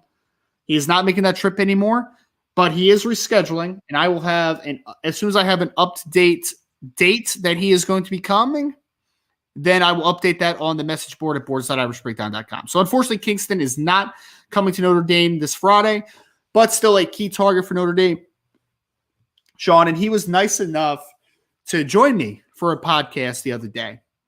And basically, some highlights of this interview, Sean, I just want to hit on real quick. And then, for anybody that wants to listen to the full interview, go to the Irish Breakdown YouTube channel, which you're on right now if you're listening to us live. I thought it was a really good interview, in my opinion. Not for me, too. I'm not saying like, oh, it was a great interview, viewer. No, I'm saying like Kingston's a great kid is what I'm trying to say there, right? 6'3", 230-pound linebacker. Sean, really fascinating story. He was one of the top recruits in high school football as just a true freshman at St. John Bosco. Got injured at the end of his freshman year, missed the entirety of his sophomore year, comes back, has 111 tackles this year, 8.5 tackles for loss, 5.5 sacks for national champions, St. John Bosco. So he had a dynamic season. The end of the year, 13-1, I believe. Plays with a bunch of dudes out there in St. John Bosco, and he stands above just about anybody. He plays with Peyton Woodyard. Jason Mitchell transferred in this offseason. Pierce Clarkson was their quarterback. It's now at Louisville, was a 4-star kid. Really talented linebacker. Basically, a couple of the notes I have, the things that mean most to him are being developed as a person on and off the field, being developed in general, just from a football playing perspective. Sean, he talked a lot about his faith. I think his faith means a lot to him. It means a whole lot. Academics is a big part of the conversation as well. So all the things seem to align with what Notre Dame has that can give to him, right? Like that they can provide those things for him, which is great. But obviously we'll see. Kingston mentioned a few schools that are doing the best jobs in his opinion of recruiting him. He mentioned Notre Dame. He mentioned Ohio State. He mentioned the University of Washington. And then he mentioned Miami. Those were the 4 schools that he talked about heavily. He wants to get a decision made before the summer is over, so before his senior year starts, because he wants to defend his state and national championship at St. John Bosco. I want to also put this out here, Sean, because we bag and rip on Al Washington and Al Golden as recruiters, right? We rip on them a lot, but I will give them credit here, sir, and I gave them credit on the board. I think both the Owls are doing a great job in this particular recruitment. I do. One big thing that stood out for Kingston in talking to him was, who was a big part of his recruitment that I think got Notre Dame into this position, Sean, where they are one of his top schools, is Al Washington, who developed a great relationship with Kingston when he was at Ohio State as the linebacker coach. So great relationship there. He mentioned Al Golden very early on in this conversation as guys that he talks to frequently. And Marcus Freeman reaches out to him every single week. And Chad Bowden also reaches out to him constantly. So you got 4 pretty much main recruiters for Kingston right now. And, I mean, Notre Dame has made him a priority, Sean. And I think Notre Dame's actually in a really good spot with Kingston, despite him having to reschedule the visit this weekend. It's pretty smart to make this kid a priority. We went over his film, 3 weeks ago? Yep. Man, fantastic athlete. Comes from the pedigree, the program he comes from is a winning program. You expect to get that leadership and that attitude to come into the program if he commits to you. So I'm all in. I would be all in. Chad Marcus should be leading the way. Yep. Chad along with the Owls and make it happen for this kid. Get him back on campus as many times as he needs to feel comfortable. Then you go ahead and make that comfortable. I know out there, they're having a lot of weather issues out there. Yes, they are. This week, like rain, tornadoes. It's funny because my daughter's actually here for break, and she'll be going back this weekend, and she's like, man, I don't know if I want to go back as bad as the weather's been, but I don't know if that contributed to him changing his plans, but whenever he needs to come or wants to come, make it happen.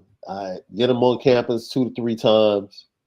And like you said, everything aligns with what he has already set up and what's been set up in his life, his spirituality, coming from the Catholic school out in California and the pipeline that honestly has kind of been broken, because it was normally a pipeline to USC. But we've seen that, kind of be broken up recently in the last 2 or 3 years of recruiting. So Notre Dame should have a really good shot. Sean, I just want to dispel this real quick because this stuff does drive me crazy a little bit, man. I feel like we can't ever just give guys credit and then also say that people need to be better. Like, I'm just going to bring this up from John Mironich. And John, I'm this is no disrespect, man. No disrespect, but I need to respond to this. It says, we're not a fan of Kaiser or Bertrand because they don't make any impact plays and are always out of position. They tackle, they always make, or on the offensive player is already 5 yards up the field. Sean, Isaiah Foskey led the team in tackles for loss this year. Do you know who was second on the team in tackles for loss? I'm going to venture to say Jack Kaiser. Not Jack Kaiser. J.D. Bertrand. Okay. J.D. Bertrand had 8.5 tackles for loss this year. He had 6.5 tackles for loss. What are we talking about? They're always 5 yards downfield. That's just not true. It's just not true. Look, as I said before, Notre Dame fans, 2 things can be true. It needs to be better, and it's still not bad, though. Like, those things could be the same. Thank you. Because no one thought that, and when they went to the Fiesta Bowl in the year they had, and no one expected them to be the starters going into that year. They ended up having to start because of injuries early in the season. They played fantastic, well above expectations, and then all of a sudden people started to turn and evaluate the game. Yeah. If they had a bad game, they had a bad game, right? But there's no way you can look at the last 5 games of the season and complain about the play of J.D. Bertrand. Sure. Right? Stop expecting him to physically do things that other elite physical linebackers can do. That's not within his talent range. All right? Which is why he gets in trouble, because he has to he has to see it and go. He doesn't have the physical talent to make a mistake one way and then make up for it, right? His game has to be, I see it pre-snap, I'm gone. And then make the play when you get in there. He made a big play against Stanford. He caused a fumble. That was a fumble. To get the ball back to Notre Dame after they took the lead, they reversed it. Yep. He made plays in the Gator Bowl. Big time plays. So, look, if you want better at the linebacker position, you should always strive for better. You should always strive for better. I'm here for that. I'm all here for that. Yep. But I'm not about to sit out,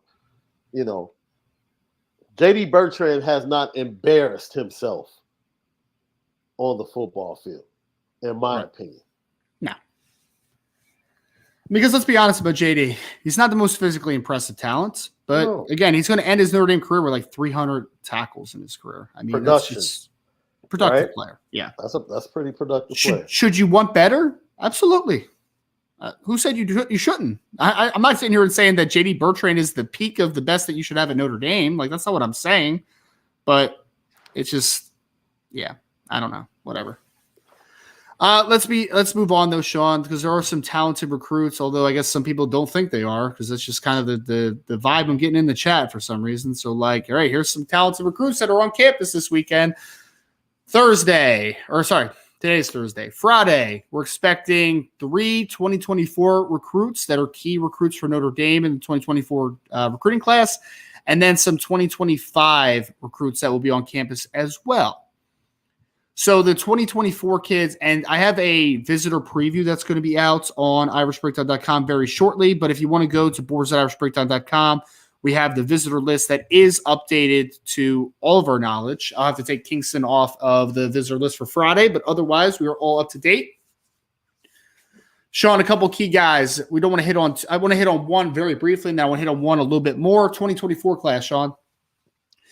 Anthony Knapp, who is an offensive lineman out of Roswell, Georgia, will be on campus tomorrow. He's a player, Sean, that was recruited heavily by Joe Rudolph at Virginia Tech. Does not have an offer from Notre Dame yet. And I'm not predicting that he does after this weekend. I'm just saying that he's a guy that Rudolph has a relationship with. He's coming to campus. We'll be interested to see if Notre Dame pursues him at all. I don't know the answer to that one, where we are. But a guy that we do know that Notre Dame is pursuing very hard is Logan Thomas, who is a defensive end out of Paytow High School in Katy, Texas. And I know we had a question. I think Brandon Plensner threw this one in the chat, so I just want to pop this one up real quick, Sean, because it's about Logan Thomas. Brandon just asked, is Logan Thomas on campus today? So, Brandon, the latest on Logan was that he is scheduled to come tomorrow, but he is going to stay through the weekend. So he's going to stay Friday to Sunday and then leave, I think, Sunday night or Monday morning, one of those. So he'll be here for 3 days in South Bend, and it's his first visit ever to campus, Sean. So this is a young man that projects as a Viper, listed between 6'3", 6'3.5", 215 pounds. So he's a little bit of a smaller, lighter stand-up rusher right now, but he's a guy Notre Dame likes a lot, and will be on campus this weekend. Mm-hmm. Look. Oh, man.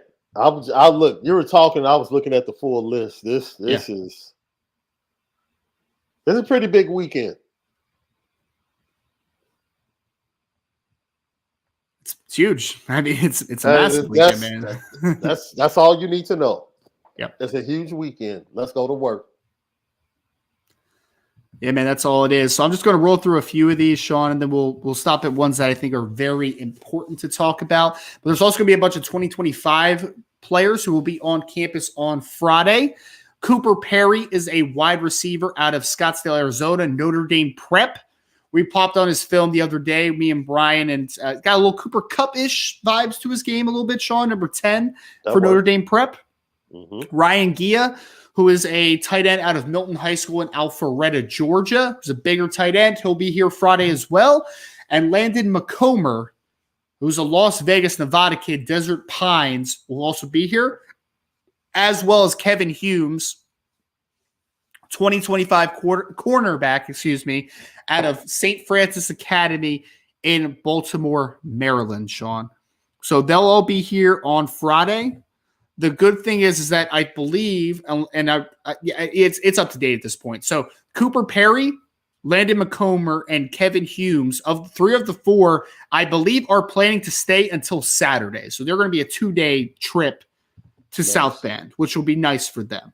Landon McComber, just to put a note out there, we watched some film on him the other day out of Desert Pine, Sean. He's a guy that Notre Dame likes a lot. So we'll just leave it there, right? And, what that means exactly, I think we'll have a bigger understanding of that this weekend, because I think Notre Dame really likes him a lot. This will be McComber's first time on campus, so I think they have a chance to move the needle, as they do with all these players. So that's the Friday list. Saturday, a much larger list, Sean, much larger. And I've got to hit on a couple of these 2024 kids. Let me mention the 2025 kids that are going to be on campus, because, again, a lot of these kids are making the trip for the very first time. So, what are we going to say? Hope they have a great trip. Sure. Yeah. No, but we're not, on commit watch for any of these players. We're not predicting any of them to Notre Dame's class. It's literally they're just coming, right?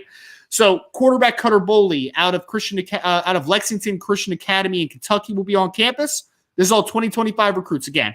Taylor out of Geneva Community High School in the state of Illinois will be on campus. Wide receiver Jamie French, who is out of Mandarin High School in Jacksonville, Florida, will be on campus for his first trip. James Flanagan out of Notre Dame LaBalle Academy in Green Bay, Wisconsin, who is the son of Jim Flanagan, who played defensive line next to Bryant Young back in the early 90s, Sean. He'll be on campus as well. Played for my Bears, too. Yes, he did. He was a good player, too, man. He was a good player. I think he had like double-digit sacks one year for the Bears, if I remember correctly. So Jim Flanagan was a good player. Chris Burgess, Sean, who I know you know, Chicago, Illinois, Simeon. Stand up. Oh, wait a minute. What's up? Morgan Park. What's that? Oh, you're right. I had the wrong kid. Gotcha. Yeah, so Christopher Burgess, Chicago, Illinois, Simeon High School out there. He is a very interesting player. We talked about him a bit, Sean. He's more of an AAU basketball player, but has just recently gotten really serious about football. He's very talented. Dominic Hulak, another Illinois kid out of Immaculate Conception in Elmhurst, Illinois, will be on campus. And then safety Jordan Young out of Monroe High School in the state of North Carolina, North Carolina.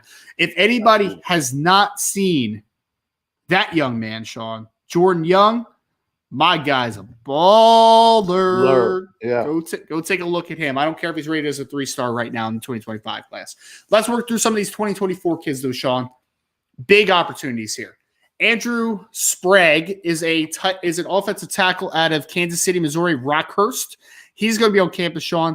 This one's going to be interesting because I wouldn't necessarily say that Andrew Sprague is like at the top of the offensive line board for Notre Dame. I wouldn't say that, but I would say that at 6'8", 270 pounds, he's very intriguing, right? So I think that this will be an important visit to get him on campus, size him up, see the fit, see how he is as a kid. I just think that this is kind of a feeling out type of visit with an Andrew Sprague for Notre Dame. It reminds me of the opportunity they had when they got Joe Alt on campus. And they saw him, they were like, okay, he's played tight end, but we think we can, Matt, what do you think? You think you can fill him out? We see what Joe Alt has turned into. So Andrew Sprague is similar from a body type. Tall, long arms, only 270. Can you add 20, 30 pounds to him? That's going to be quick as a tackle at 270. Have good feet. So, let's get him in, check him out, get his official weight, look him over, and then we'll move forward and see if he's a guy that moves up the board.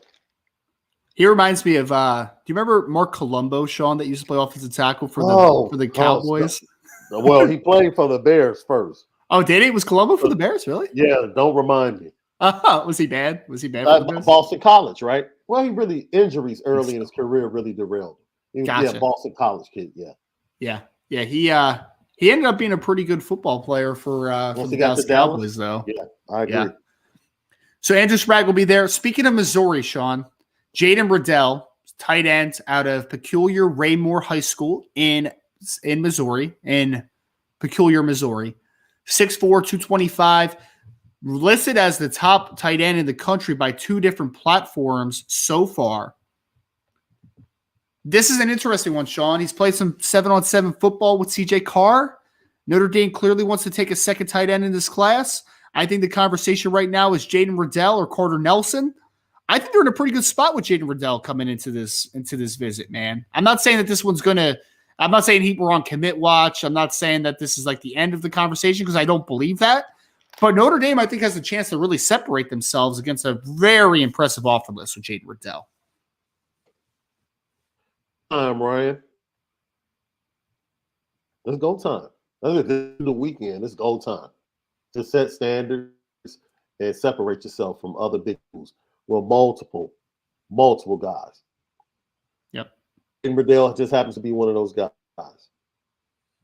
And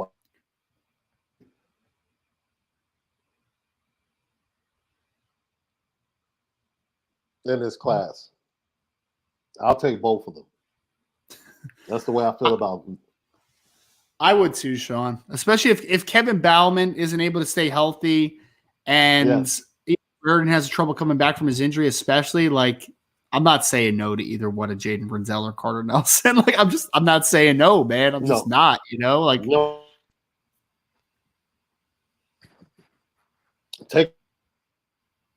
what you have to do. Test those guys if they want to come, if they want a game. Yeah. Play one of them at wide receiver, man. Jaden Brunzell can play wide receiver. Why not? But it's a conversation for another day. Sean, I wanted to kick one to you here, man, because this is a very highly anticipated one for the Notre Dame program, for Notre Dame fans alike. Justin Scott's coming to town, man. Chicago, Illinois, St. Ignatius, finally getting to town, man. What can you tell us about this one, brother? How are we feeling about Justin Scott finally getting to town? I'm going to actually talk to him in a few minutes. 3 o'clock is his sweet spot when he walks out of his final class. And we usually chop it up. And I'm going to talk to him in a little bit and kind of get the preview of the visit, lay of the land. And it's all working out like crazy. It's all-season workouts. He's a little upset. He saw a list the other day where he wasn't listed with the 5 stars in the 2024 class. So he was like, okay, so chip on his shoulder, and Notre Dame getting this visit when they're getting it means a lot. It means a lot because he's not using the official visit. This is the unofficial visit. And then he's already set in stone, I think, 2 of his official visits early in June. And I expect Notre Dame to be one of his last official visits in the month of June. So this is huge for multiple reasons. Notre Dame, without using an official, gets an opportunity to really put themselves out ahead of everyone going into the official visits, making everyone play catch up, and then being able to come behind those teams and close the door with an official in June. So it's huge. It's huge. So let's just hope Notre Dame knocks the one out of the park. And there's no reason, Sean, this new staff came on, and this is typically the case. I haven't heard of a bad visit so far over the last 2 years out of this staff, man. So keep it rolling, close, figure it out with Justin Scott. But to your point, key target on the board for Notre Dame, Sean Civiliano, who is a defensive tackle out of Clearwater Academy International in the state of Florida, Sean. We had another question. This is what I love about Brandon Plensner. He always asks very relevant questions to what we're talking about. And he just said, is Sean Civiliano a take right now, or do you believe he might be a sort of backup plan for Justin Scott? Brandon, I think it's a little bit of a wait and see type of thing for me right now. Mm-hmm. I think this is an important visit to just kind of see him, and engage it. I think that there's definitely interest from his side, but this is one of the newer offers to the list, obviously, right? Like, he was very new to the Notre Dame board. So I think that it's just too early to say whether he is. I mean, I don't think he's a take right now, just because I don't think they have enough data and information on him. But we'll see what happens, obviously. But great question, Brandon, as always. But yeah, I mean, that kind of hits it, though, man. We want to see. We have no backup plans for Justin Scott. Notre Dame should not. And Brandon just said, see if he's over 6 foot. And Brandon, you're not wrong, man. He's listed at 6'2". I think he's more in the 6'1" range, maybe 6'1.5". So that type of thing where, like, you haven't seen a player up close yet. Like, I want to see that kid and see what he looks like, type of thing. Yeah. You know what I mean? Like, I want to measure him out. I want to see what Coach Bayless thinks about him. Like, all those things matter, obviously, right? So Sean Civiliano will be an interesting one. Marcellus Barnes, Sean, who's at a McCallie school in the state of Chattanooga. In the city of Chattanooga in the state of Tennessee. My apologies. We had another question about him later in the mailbag, Sean. But basically what we're looking at with Marcellus Barnes, in my opinion, just kind of my read on it. Marcellus does not have an offer from Notre Dame. I think this is another one where, like, you want to get him on campus, measure him, see what he looks like in person, that type of thing. I think someone did visit him down during a few weeks ago when the coaches were on the road. I do believe that. But I think, again, it's about getting him in front of Bayless and seeing what he looks like, all that stuff. I am up, that type of stuff, right? So Marcellus Barnes, I don't know if I would say he's I don't know if he's going to get offered this weekend. I'm not sure if this is a kid that's going to move forward and be a guy that Notre Dame recruits heavily. Like, I just don't know that, and I don't necessarily see it either. I just think it's more about, like, someone at Notre Dame liked his film. Let's bring him to campus and see what we're working with here, type of thing. So that's kind of my expectations for Marcellus Barnes. Last one, Sean, very important player, though, 2024 class. John Mitchell out of Mandarin High School in Jacksonville, Florida. I mentioned Mandarin already because that is the same high school as Jamie French, who is going to be visiting a 2025 kid.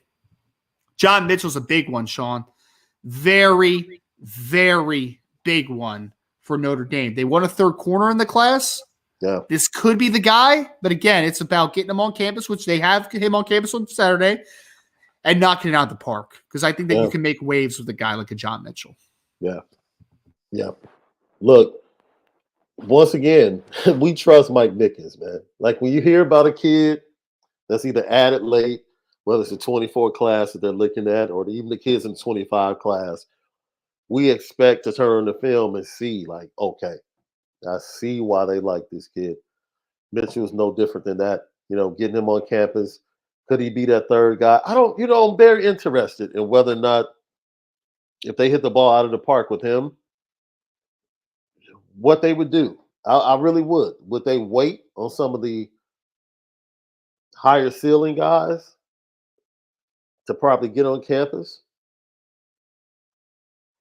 Or if he just wanted to come to Notre Dame, like, it would be interesting to see, right? Because we had Beasley's coming the following weekend. Yeah, someone just asked. Caleb Beasley's going to be on campus here soon, but not this weekend. Yeah, the first. I think it's the weekend of the first, right? Yep. Yeah. So he'll be here. And Charlie Weiss's last belt, we've just asked this, Sean, so I'll hit on this briefly. It just says, is Caleb Beasley no longer a shot at cornerback? I think Notre Dame has a shot, but I don't think it's a big shot. I mean, that's kind of where we're at. Riley's committed to Tennessee. It's his home state school. It's a school that he's known for a long time. I just wouldn't count on Beasley flipping. I just wouldn't do it. But I think that they've located a guy like a John Scott, and Jeremiah Newcomb out in Arizona is another guy that I think the staff really likes a lot. So I just think it's about getting a really good corner as your third corner in this class. If it's Caleb Beasley, that's great. But I mean, it's just, I just don't know if that one's super realistic for me right now. I just don't feel that way at this time. So things could change though. Maybe he comes on April 1st. And he has the most incredible weekend ever, and then he reevaluates everything, and things change. Things change in recruiting all the time. Just right now, right this second, just wouldn't plan on it. And it goes to the two they have in the class. What type? I mean, of course, if Beasley says, I want to come to Notre Dame, what do you think they're going to say? You take Caleb Beasley, yes, yeah. But moving forward, you have already two in the class.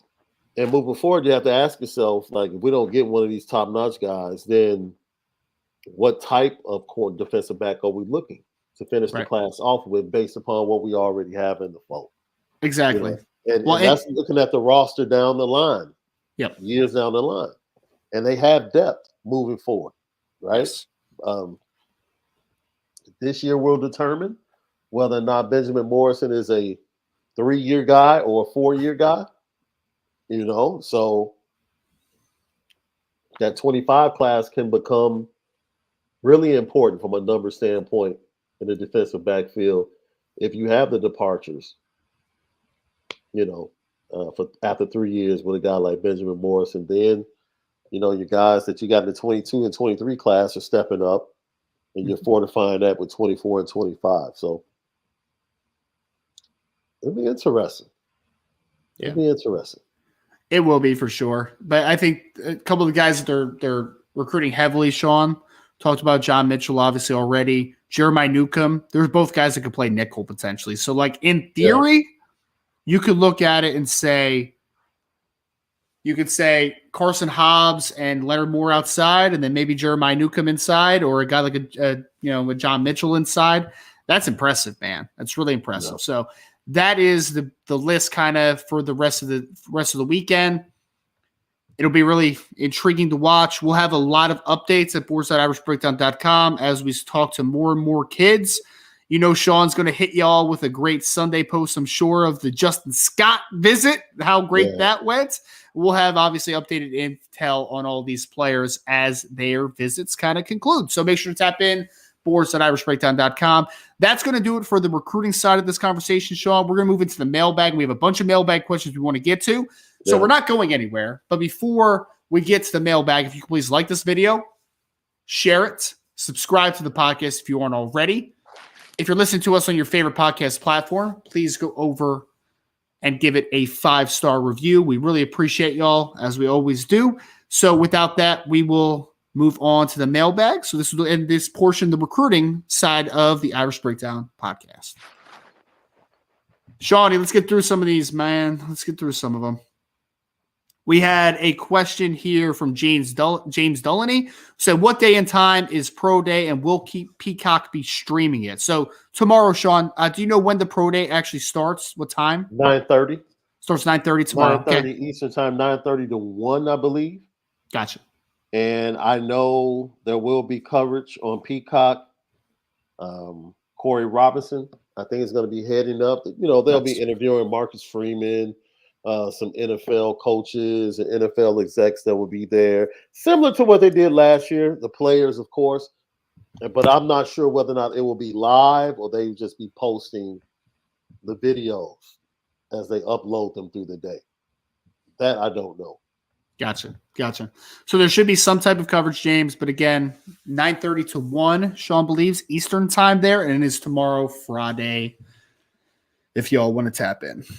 Next question. Actually, a comment here from Karen, Sean, who said, Karen, I apologize. I don't want to butcher your last name. So if you want to give me a pronunciation in the chat, I will remember forever. But I do not want to butcher your name. She just said, Happy Friday Eve. I printed out the roster. I feel like my 13-year-old self who collected baseball cards and cut weekly stats out of the newspaper. Nice. Yeah, I can relate to that. Those were the days. Sean, the two things I used to always print out growing up. One was the Notre Dame updated roster when they went to fall camp. That was one.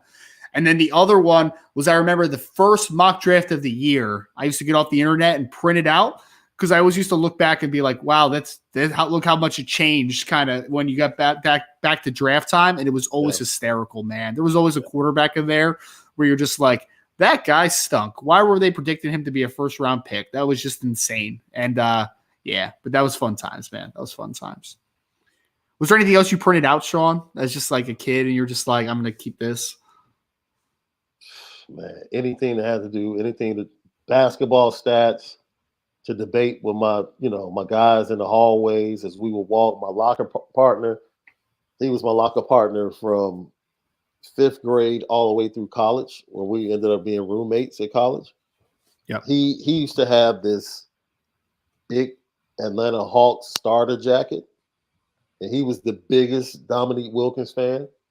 And of course, I was all about Michael Jordan. So, Michael Jordan and Dominique used to go back and forth who would be leading the league in scoring at that time.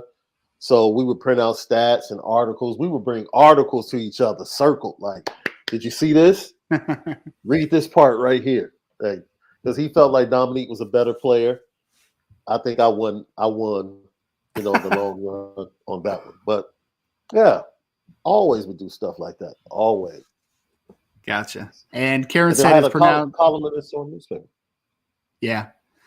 And Karen just commented and said that it's pronounced Serwick. So I'll always remember that now. Karen Serwick. Thank you, Karen, for that. I appreciate it.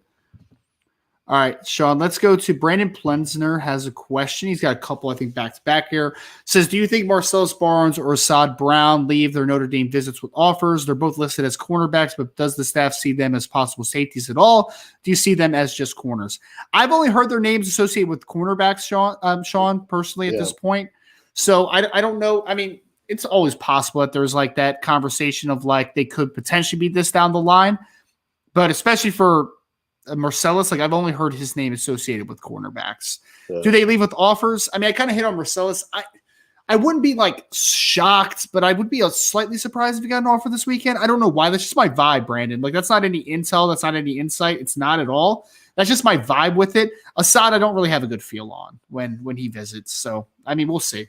I think Notre Dame feels okay where they are with a couple guys in the corner board. So I just don't know if it's a need of expansion yet at this time, but we shall see.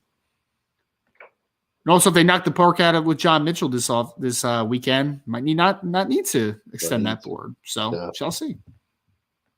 This is an interesting one, Sean. Brandon Plensner says, who's the more disciplined or sound player in your opinion? Maris Loifau or Jordan Botelho? More disciplined football player, Jordan Botelho. I think so too. Yeah. More disciplined person? That's probably a different discussion. But but yeah, more disciplined football player, definitely Jordan Botelho. I think it's Jordan as well. I actually don't think Jordan's like I don't think he's a very undisciplined football player. I just think he's played a lot of different spots, man. Like he's literally played linebacker, rover, and viper. Sean, like that's insane, man. You know what I mean? Yeah. It's I don't think that he's an undisciplined player. There's some stuff off the field.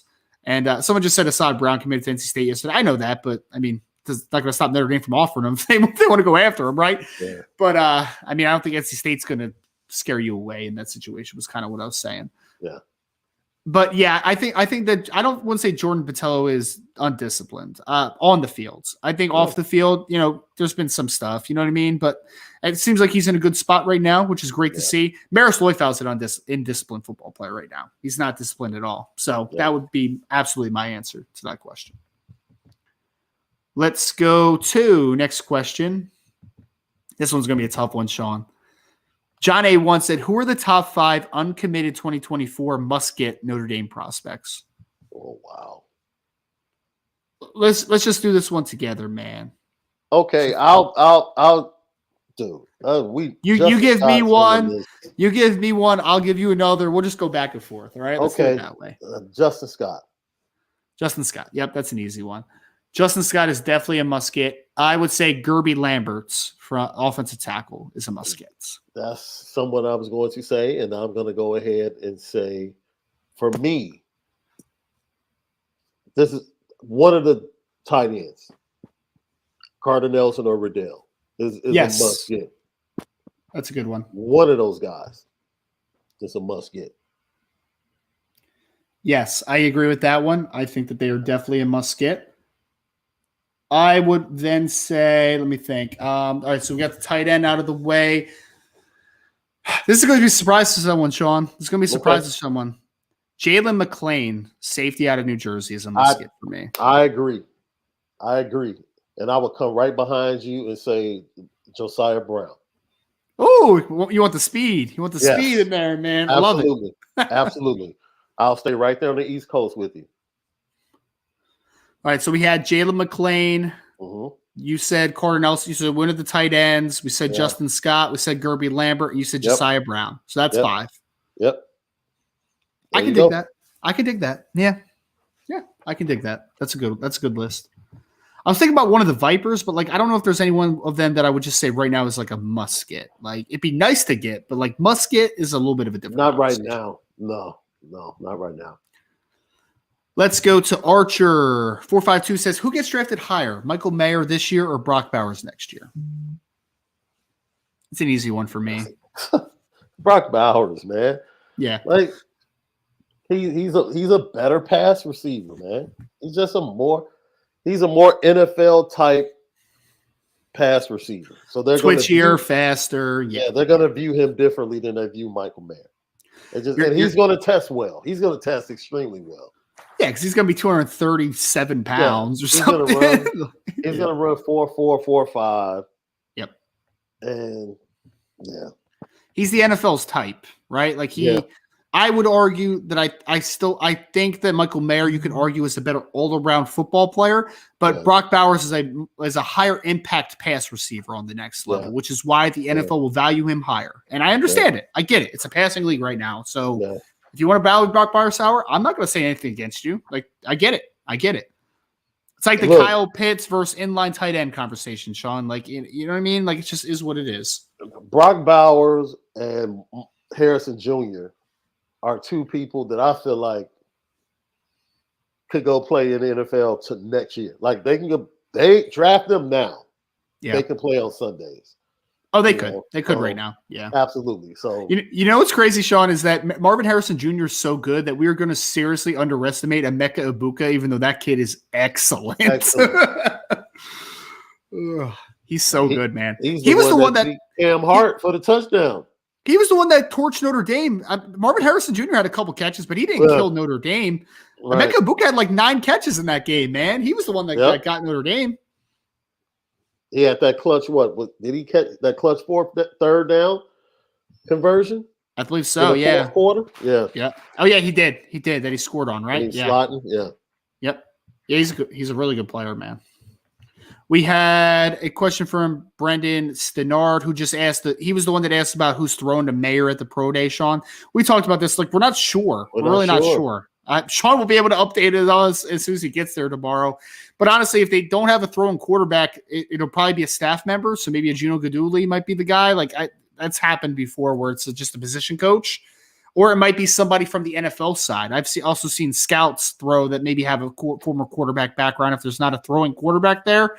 But it's usually a current or former Notre Dame player. There's obviously Notre Dame does not have a NFL prospect at quarterback this year. So is Sam Hartman the guy and you give up one practice during the spring? Like, maybe. Is it a former guy that doesn't have a job right now? Like, that's kind of the conversation piece that you look at with that. So the answer is not really sure. Not really sure right now. Let's work through a few of these. We had James Delaney said, so the NFL bought the rights to the pro days of college. That makes 0 sense. Peacock should have this. James, I do think that Peacock has some coverage of it. But, I mean, to your point, I think NFL Network will also have the ability to have coverage. I don't know what the NFL Network's plan is with that conversation, but I do think that Peacock is going to have some of the pro day coverage. So no worries if that's where you're kind of looking at. Sean, a 2024 NFL draft question from John Mayernich, who says, I know it's a year away, but I believe Joe Walt is a top 5 pick. Do you cats agree? Can be. Sean, I would say right now, and again, we're projecting a little bit. Right. But I would say Joe Walt and then Olu Fashanu out of Penn State are the favorites to be the first offensive tackle off the board next year. Like, those are the two guys, in my opinion. Yeah. And I just wouldn't say top 5 because we know 2 quarterbacks are going to be taken really early next year. And then we expect a third one to probably be in the mix. And once you bump them up, we have to see what the pass rushers. And then usually 5, 6, 7 is where you'll start to see the offensive tackles come into play, unless there's definitely a team in the top 5 that has no need for a quarterback and has no need, that's not trading out, and has no need for a pass rusher that goes and get that guy. But definitely those are the top 2 guys at tackle. And they have a chance to be in the top 5. Yeah, I mean, because Joe Walt's got a lot going for him, Sean. He's going to be a near 3-year starter at the University of Notre Dame. He's going to be almost 6'8". He's going to have good length. He's going to be 300-something pounds. He's going to have a father that was a very good offensive lineman in the NFL. Like, he has everything going for him, man. He's got everything going for him. So he'll probably test well too. Former tight ends, So yes, he has the potential to be one. There's no doubt. Agreed. All right, we had another question about when the pro day starts. Again, Sean said it was 9:30 to 1, he believes, Eastern time. So that's when we'll see. Question from Archer, Sean, says, will we ever see a return specialist the likes of Devin Hester again? The likes of Devin Hester? As a punt returner? Well, see, I think the game has changed where it almost discourages the fearlessness that guys like Devin Hester have. Sure. Right? Like you see guys standing at the goal line waving their hands as soon as the ball is over their head. So, and you start to see that at the lower levels all the way up. I don't know if players are going to have the same fearlessness. I would say this though. I think right now the greatest kick returner ever is in the NFL right now, Sean. Kick returner. Ever. Statistically, he's in the conversation. Okay. Do you know who that is? I'm trying to think. Kick returner now? I think he's spent some time. I know you're not talking about my guy that was down in Atlanta. That's Atlanta now. He's in Atlanta now. Yeah. He was with the Bears. Why is his name escaping me? Cordarrelle Patterson, baby. Cordarrelle Patterson, yes. Cordarrelle Patterson. Yo, man, if you guys ever want some craziness, I'm about to look it up real quick. Cordarrelle Patterson has some of the silliest kick return stats of all time, man. Like, absolutely nutty. In an era that, to your point, Sean, doesn't really let people return kicks as well as they used to, right? Like No. it's not as easy. No. Cordarrelle Patterson in his career, Sean, I'm about to put this up. Ready? Kick return wise, he has averaged 29.5 yards per kickoff return in his career. He has taken 9 back to the house in his career. He has led the NFL in kick return touchdowns 1, 2, 3, 4, 5, 6 times in his career, man. He might be the greatest kick returner of all time. Might be. Yeah. Devin Hester was one of a kind, though. Oh, as a punt returner, there's no doubt. He's the best punt returner I've ever seen. Like, it's not even close, honestly. Best punt returner ever. Like, he did things. I still remember the Denver game. While I'm sitting up, I'm like, why are they still punting to this dude? This is literally the only offense the Bears have today, and they continue to punt to this dude down the middle of the field. Well, remember, people forget, man, in the Super Bowl, the Bears were winning. You know why they're winning? Because Devin Hester housed the first kickoff for a touchdown. And then, unfortunately, Rex Grossman happened after that. But Devin Hester's a superstar. There's no doubt about it. Bears fans in the chat right now are just like shaking their head feverishly. Like, yeah, man. Man, but they get to celebrate the career of Devin Hester, though, man. What a career as a punt returner. There's love it, man. Love it. Good question, Archer. We had VDub 804. Sean just said, "Is Houston Griffith trying to go pro?" I believe he's working out tomorrow. So in that theory, yes. If he's working out, that means that he's been training. He's going to try to give it a go. I mean, yeah, I think that he's giving it a shot. It would seem. We'll be able to update you tomorrow, though, Sean. You said that you think that he is working out tomorrow, though. That's what it sounds like. I'm not sure. You know, I spoke to his dad. Yeah. And I asked his dad if he was coming down. His dad said, "No, I'm not coming down." You know, so I feel like if there was something else, like he's not going to participate, I would think that it would have been said. But you know, if he does, yes, he wants to play pro. To answer the question, he's trying to go pro, regardless of whether or not he works out tomorrow. He's trying to go pro, and it's so much better for players that. It's so much better now for Sean for opportunities because you talk about the NFL, USFL, XFL, CFL. There's all the leagues overseas as well, like ELF's, the European League of Football. There's so many professional leagues now where, yeah, you're not going to make as much money if you were in the NFL. But if guys want to play professional football, man, there's still opportunities out there, brother. There's still a lot of opportunities. Heck yeah. I had a question from Jay Henry. Said, question IB, do you think there's a sense that Golden can gamble a little bit more with his linebacker target since he nabbed an elite 2023 class? Jay, I would say this, Sean. I would love to hear your insight on it. The last 2 years, Jay, they've put together 2 back-to-back fantastic linebacker groups. So, yeah, I think that you can gamble a little bit more on maybe some low-floor upside guys on the linebacker class, right? So I think that's why, like, I use Cole Sullivan as an example, right, Sean, where Cole Sullivan plays rover basically at Central Catholic in Pittsburgh, but he's 6'3", 200 pounds, but they project him inside at, will linebacker potentially. He's not ready to play football on the college level as an inside linebacker, but you can take him and ease him along and develop him and put good weight on. And then maybe he's a Nolan Ziegler-esque type of linebacker at some point, right? So, yeah, Jay, I think that they can take a little bit more gambles because they have had back-to-back great linebacker groups. Like, there's no doubt about it. Two of them have played Viper now, Sean, but you've signed 7 dudes in 2 years, man. That was a really good haul back-to-back years. Yeah. I will say this. I don't think as a program, Notre Dame is in a position to gamble at any position right now. I don't think they've stacked enough. Under Marcus Freeman, I'll take another class before I start taking gambles. That's my opinion. Mm-hmm. They need to get as many difference makers, and then, look, I think everyone in the nation outside of Alabama, Georgia, and Ohio State probably are going to have gambles in their class. Honestly, right? Sure. You look at the 23 class, you have guys that you're like, okay, these are guys, are developmental guys. Yeah, just look at the whole defensive line class, basically. Yeah, we love them, But we know, okay, these are guys that are going to have to be developed. And if you get weight on them and get them in the system for a year, Yep. you should start to see them excelling. And that's pretty much, I guess, honestly, yeah, I'll take it back. Yeah. I mean, hey, there are gambles in all recruiting classes the majority of the time. It depends on the position. Does Al Golden get to have that position now? I think he's definitely sent out a lot more offers at that position.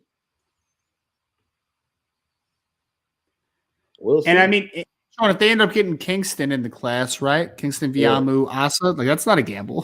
That's just a good football player, man. That's all that is. Heck no. Yep. Good question though, Jay. From Frank McCatry, who I believe is the LSU fan on the channel, Sean. He just said Marcus Freeman is recruiting good programs in fertile areas. That's good stuff. Agree, Frank. I mean, Notre Dame's going down into Texas a whole lot more. They're trying to make an impact in Florida when they can. They're trying to make things happen, man. And obviously they're going out to St. John Bosco to try to get a guy like Kingston. So, yeah, good. I mean, you got to go where the elite talent is, man, at the end of the day. And I think Notre Dame's doing that. So, the question was here from John Mayernich, Sean, who just said, how are we looking for those elite Missouri cats? I assume we're talking 2024 kids. I assume we're talking about Jeremiah McClellan is one, right?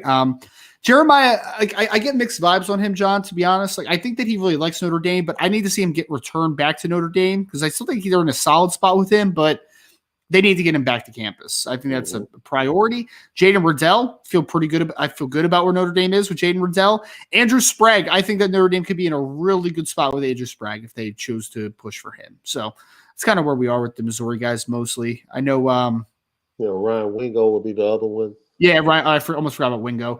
Wingo's one that's just kind of a wait and see for me as well. Like I still think that Notre Dame has a shot there, but we always said it's going to be a tough pool. Like it is. You're going against a lot of premier programs for a guy like a Ryan Wingo. If Ryan Wingo gets back on campus this spring, I'll feel pretty good about it. Or not that he lands with Notre Dame, just that Notre Dame will have a fighting chance until the end. So like we'll leave it at that. If he doesn't get on campus this spring or summer though, then you don't really have any chance, if we're being honest. So, and then Kellen Lindstrom, I guess, technically is in that Missouri conversation too, Sean. I don't know. He's a wait and see guy as well. Yeah. We had a question from Brandon Plesser who said, Ryan and Sean, I need y'all to watch the film of 2025 East St. Louis, Illinois wide receiver DeJarian Miller. Only offer thus far is Wisconsin, but I am extremely high on this kid. I think Notre Dame should give him a look. Do you know him, Sean? Or you're not familiar? Yeah, I'm familiar with him. I just you have to be careful when you say certain things, man. I don't know what that means, but I like it.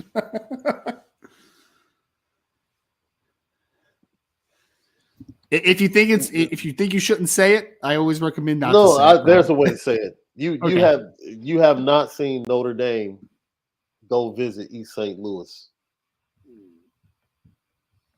as a staff in a long time. So read between the lines on that one. So it would take a special kid, not just athletically, for Notre Dame to go.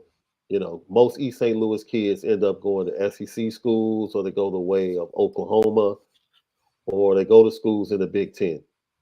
Yep. Those are the pipelines that lead out of East St. Louis from a football standpoint. So Wisconsin has offered early, probably because they had to with the new coaching staff. But right now, especially with the East St. Louis wide receiver they have in the fold right now, that's probably going to be at least a third or fourth round pick in the draft next year. Who's that, Burden? Definitely. No, not Burden. I'm talking about Illinois. Oh, no, I got it. What's the kid? He was a quarterback, but he's playing Isaiah Williams. Isaiah Williams. Isaiah Williams. If you haven't seen him his route running, Isaiah Williams is fantastic. I was hoping he was going to stay a quarterback in Illinois, man. I was hoping he was going to stay a quarterback. His production, I think his production is going to continue to grow. I think he's going to get drafted. He's going to be a draftable guy in the NFL. And I think the East St. Louis pipeline is going to, I think it's going to start flowing to Illinois with their top guys. That's just my opinion. Right? Because they already have, I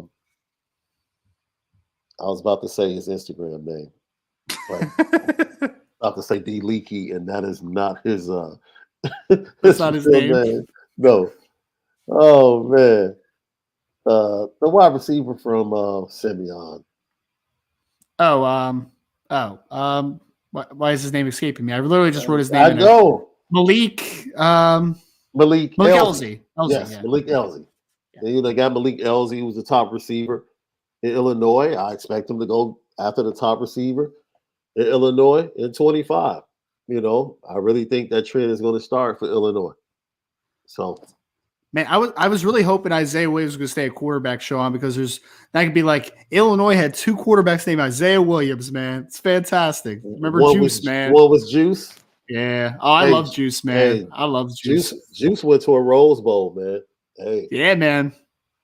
You can say what you want. Did he beat Ohio State? He beat Ohio State that year, didn't he? And he is a very, very successful financial analyst / broker. He's located in Washington, D.C. right now. He has a very, very successful business. He's done well for himself. That's awesome, man. No, I mean, I loved watching Juice, man. He was fun. He was a fun. Yeah. Oh, that going to Ohio State and winning that game that year. Oh, that was one of the best Saturdays ever. That was a wild game too, man. That was wild. I used to love him. Rashard Mendenhall, Aurelius Ben was on that team. Like that was a good team, man. I forgot about Benji. Man, he was a good player, man. That was a huge get. That was a 5-star get. Zook. Man. Yeah. Rashard Mendenhall was a stud. He got banged up pretty early with the Steelers, but he was a good player, man. He solidified himself with that Rose Bowl against USC. Oh yeah. Once he did that against them, it was like, okay, this kid can play. Was Ron Zook? Ron Zook was the coach, right? Yeah, Ron Zook was the coach. Yeah, Zook was the coach. He could recruit his tail off, but just not much else. Couldn't do anything else. Martez Wilson at linebacker as well. That was a big get for you guys. From Simeon. Yeah, from Simeon. Yeah. Yeah. He was man, really good player. Yeah. All right, we're gonna wrap up here with a couple more, then we're gonna get out of here because someone's got to go pick up daughter today. Sean, I don't know if you talked about him on your show or just in general watched him. The question is from Brandon Plesner. Ryan, what are your thoughts on 2025 defensive lineman Gus Ritchie, who just visited Notre Dame and received an offer? Have you watched his film? I did watch it a little bit, Brandon. I actually kind of liked this film at tight end, to be honest. Like it was pretty good, but obviously they offered him as a Viper. Very interesting player. I actually interviewed him yesterday. I'm going to have a little piece on him sometime soon here. But it sounds like their defense is going to change a little bit this year, so they're going to ask him to move to work in coverage a lot more. So like that's a true Viper type. He's 6'3", 225, 230 pounds. Interesting player. I mean, it's a 2025 kid though, so I want to see him develop over the next couple of years. Yeah, I've not watched his film yet, Brian. He's interesting, man. Dude, his film at tight end is pretty good, man. I mean, he's not big. He's like 6'3", 230, but he's only a sophomore. So you just made me think about somebody. Who's that? No, he wouldn't make the top 5 of must gets, but he's a personal get for me. Who's that? Caleb Brewer. Caleb Brewer's a good one, man. Yeah. Him and Kirby Lambert, man. That would be. He's a personal must get for me. Yeah, I feel that, man. I would love Caleb Brewer in this class. I think Notre Dame's got a good shot at Caleb Brewer. So, Sean, this question just came in for you. We're only going to do a couple more and wrap up. It said Vanilla Chill said, Sean, thoughts on the Shrewsbury hire for Notre Dame? I'll make this short and sweet, but I actually took 20 minutes at the start of Lucky Lefty today to talk about the hire because I thought it was important. I think I gave my thoughts on Notre Dame being a sleeping giant in college basketball because of the brand. And he is a Nike coach. He comes from a Nike school, which means he has a relationship built up with Nike. So I don't know if that is a tip to what the next apparel deal may be. But I think if I were interviewing for the job, I would be asking about the next apparel deal if I was interviewing for the coaching job at Notre Dame. So I think that's important. He is, without question, a fantastic basketball coach in game, Brian. Just preparation in game, getting buy-in from his players, belief from his players. A1. Can he recruit? Can he recruit? That's going to be the thing. Can he recruit? And ultimately, what's going to be the apparel connection that Notre Dame gives him from a basketball standpoint? But he does a great job of building offenses around. He's not stuck to his system. Like, he can build a very successful up-tempo offense, and he loves shooting. So shooting is going to be a premium. Notre Dame will have shooters moving forward. So, yeah, it's a great hire. Absolutely great hire. He's from Indiana. His first job was at IU South Bend. So he knows the area, and he's an NBA pedigree, right? So he knows how to talk to young men, even the top guys that want to be one and done. He can tell them, look, I've been there. I know how to get you there. I know what it takes. He's a great hire. Yeah. He's interesting, man. It seems like he did a really good job this year with Penn State, right? Because I don't think Penn State's like the most talented group of all time, right? So it seems like he did a pretty good job. If you want to see how good he is as a coach, go watch the 3 times he blasted Illinois this year. Oh, man. Illinois was a decent team this year, right? Like, they weren't bad. Yeah, they got blasted by Penn State 3 times. That lets you know everything you need to know. It's funny. It's funny. Last 2 questions here, Shaw. We're going to get out of here. John Marinich just asked what happened to Carter Nelson. Nothing, John. So this was kind of the sequence for Carter. Carter was in basketball season. Didn't take any visits during basketball season at all. He was just kind of focused on basketball. Had a high ankle sprain during, and I put this on the message board at boards@irishbreakdown.com. But so he had a ankle sprain, recovered from it. They're starting track now, and he's back to pretty much 100%. He's setting up visits. Notre Dame is a spot that they will visit again. There's no doubt. But the next couple visits are going to be spots that he hasn't seen yet. So he wants to see a couple schools that he hasn't seen. But by all indications from his family and people close to him, I do believe that Notre Dame is going to be a place that he visits again. So I think Notre Dame is in a good spot with Carter Nelson. I think ultimately it's going to be a Nebraska-Notre Dame thing if Notre Dame pushes hard for him. And I think that it's Jaden Riddell and Carter Nelson at the top of the tight end board. Like, I think that's what we're sitting at right now. So I think Notre Dame still has a really good chance of Carter Nelson. It's just about, if Jaden Riddell comes on board, when does he come on board? And when does Carter finally get back to Notre Dame again? Like, those are kind of the questions. So it's more of a timeline thing, not a lack of interest thing or anything. So it's kind of what we're looking at there. Last one, Sean. Great question from Josh Buffo, the motivational business beggar, said, mailbag, who was the swaggiest player in your Notre Dame viewing history? Ricky Waters. It's not even close. Really? Not even close, really? Not even close. I'm talking about a dude that would come into practice with no jersey and nothing but chains. Like, this dude was like the Deion Sanders of that Lou Holtz era. Ricky, dude. That's funny. He was really the only offensive player that talked trash, because Lou didn't play that. And Ricky would get up talking trash after runs. Like, oh man, Ricky Waters was super swagged out. Super swagged out. Oh man, that's funny. Super swaggy. Man, I feel like there hasn't been a ton in my lifetime, Sean, that I would say like are super swaggy.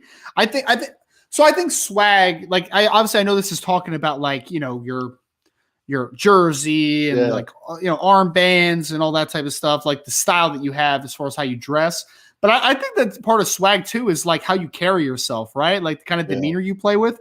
Yeah. So I would say Golden Tate for me, Sean. Like, that dude was a swaggy dude, man. Like, he was a confident dude. He had like that running back face mask with a double bar, but like, it worked, man. Like, it worked. He had the short man complex going on.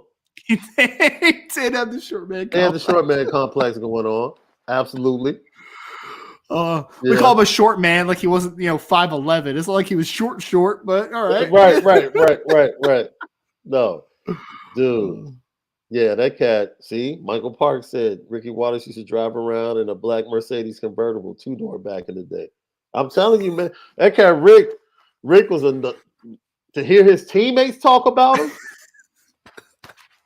I'm telling you, Jeff Burris told me a story because Jeff Burris was a running back. Yeah. He was recruited as a running back to Notre Dame. So his first practice, he's like, "Yeah, we're out there on the field. This cat Rick just runs on the field like no shirt, 4 chains." But he said, but he's like rocked up. He's just like, man, just cut up. And he said he just looked at whoever he was next to like, we got a lot of work to do. Like, he was that dude, man, right? That's why he ended up like an 88 for the USC game. He got sent back home because he was out in LA doing something he wasn't supposed to. That was Ricky Waters, man. He was a different character. Is there somebody on the current roster, Sean, that you would call swaggy? Probably Jay Mickey. Jay Mickey swaggy, yeah. Jay Mickey swaggy. I think Rico Flores is a little swaggy to him, man. I think Rico's got a little swaggy. Rico definitely has swag to him. Rico, did you see Jane Thomas in that black visor though? I was like, okay, Jane Thomas. All right. Let me tell you somebody else who has undercover swag. Okay. Like he does it very subtly. You have to watch him. Yeah. Benjamin Morrison is very subtle. Is he? Yeah, he's swaggy, but he knows he's been trained NFL business his entire career, but the undertone is, he talks, he lets you know after a play, like, Benjamin Morrison has some swag, and this is what I wanted to tell you. I don't know. Rico's got swag, man. Is bigger, and I said his body type is such that he's going to be a heck of an inside receiver. He's bigger than I thought. Taller, right? He's taller, but his trunks are bigger than I thought as well. His legs are bigger, and I'm like, okay, well, he has weight. I can see him being a Smith and Jigba type. I'm not saying he's going to be Jackson Smith and Jigba, but he's going to have the same body type, in my opinion. It's up to whether or not he becomes as productive. But it's funny, man. I feel like Jaden Greathouse has a swag to him, but like Rico Flores, I met him down in San Antonio in person for the first time at the All-American Bowl, Sean. Yeah. He had his grills in, brother. He had a towel over his head. Like, I'm like, oh, he's that guy. He's that guy, man. I love it. I think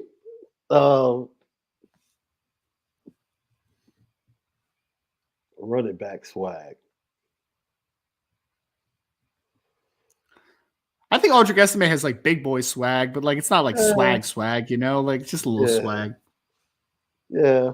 Jeremiah Love's gonna have some swag. You just wait on him to get to campus. You just wait on it. That's guaranteed. Yeah. That's guaranteed. Yeah. Oh, absolutely. A lot of 2023 class has a lot of swag to it, man. Honestly, now I'm thinking about it. Like they got some guys on there, man. They got some guys. I don't know. Christian Gray is a huge personality. Yeah, but not swaggy. I don't know if he's swaggy. He's too much of a mama's boy to be swaggy. It's so true, man. And I love him. I love him. Because he's probably one of the biggest personalities on the team. Yeah. Like, even as a freshman. Oh, I got one for you, Sean. I got one for you. Jay Nosberg, I think's got some swaggy, man. Okay. He's got a little something. Okay. Yeah. I can see that. Yeah. At the Rover spot, man. Yeah. Like, I can see that. I can see that. I wish we had some swag on that D line. Yeah. I wish we had some swag. No, we don't have anybody that's. Brennan Vern is not swaggy, that's for sure. He's just going to go to work, man. He's just going to go to work. Dude, I forget he's coming in the fall. Yeah, man. Yeah. All of them are coming in the fall, except for Devin Houston. All three of them. Yeah. Yep. I love it, though, man. I love it. That's a good way to end the podcast today. That's a little bit of our mailbag section. Want to thank you all so much for joining the show today. Before you leave, if you could please just hit that like button, subscribe to the podcast, 5-star reviews on your favorite podcast platform. Really do appreciate it. We will be back tomorrow, 2:00 Eastern time, I believe. Probably do a little bit of a recap of the pro day, I'm sure. And then I'm sure we'll talk a little bit of mailbag tomorrow during the show. So make sure to stay tuned. Boards.irishbreakdown.com, irishbreakdown.com. You know the deal. Thank you all so much. From Sean, I am Ryan. Thank you all again for joining the Irish Breakdown podcast.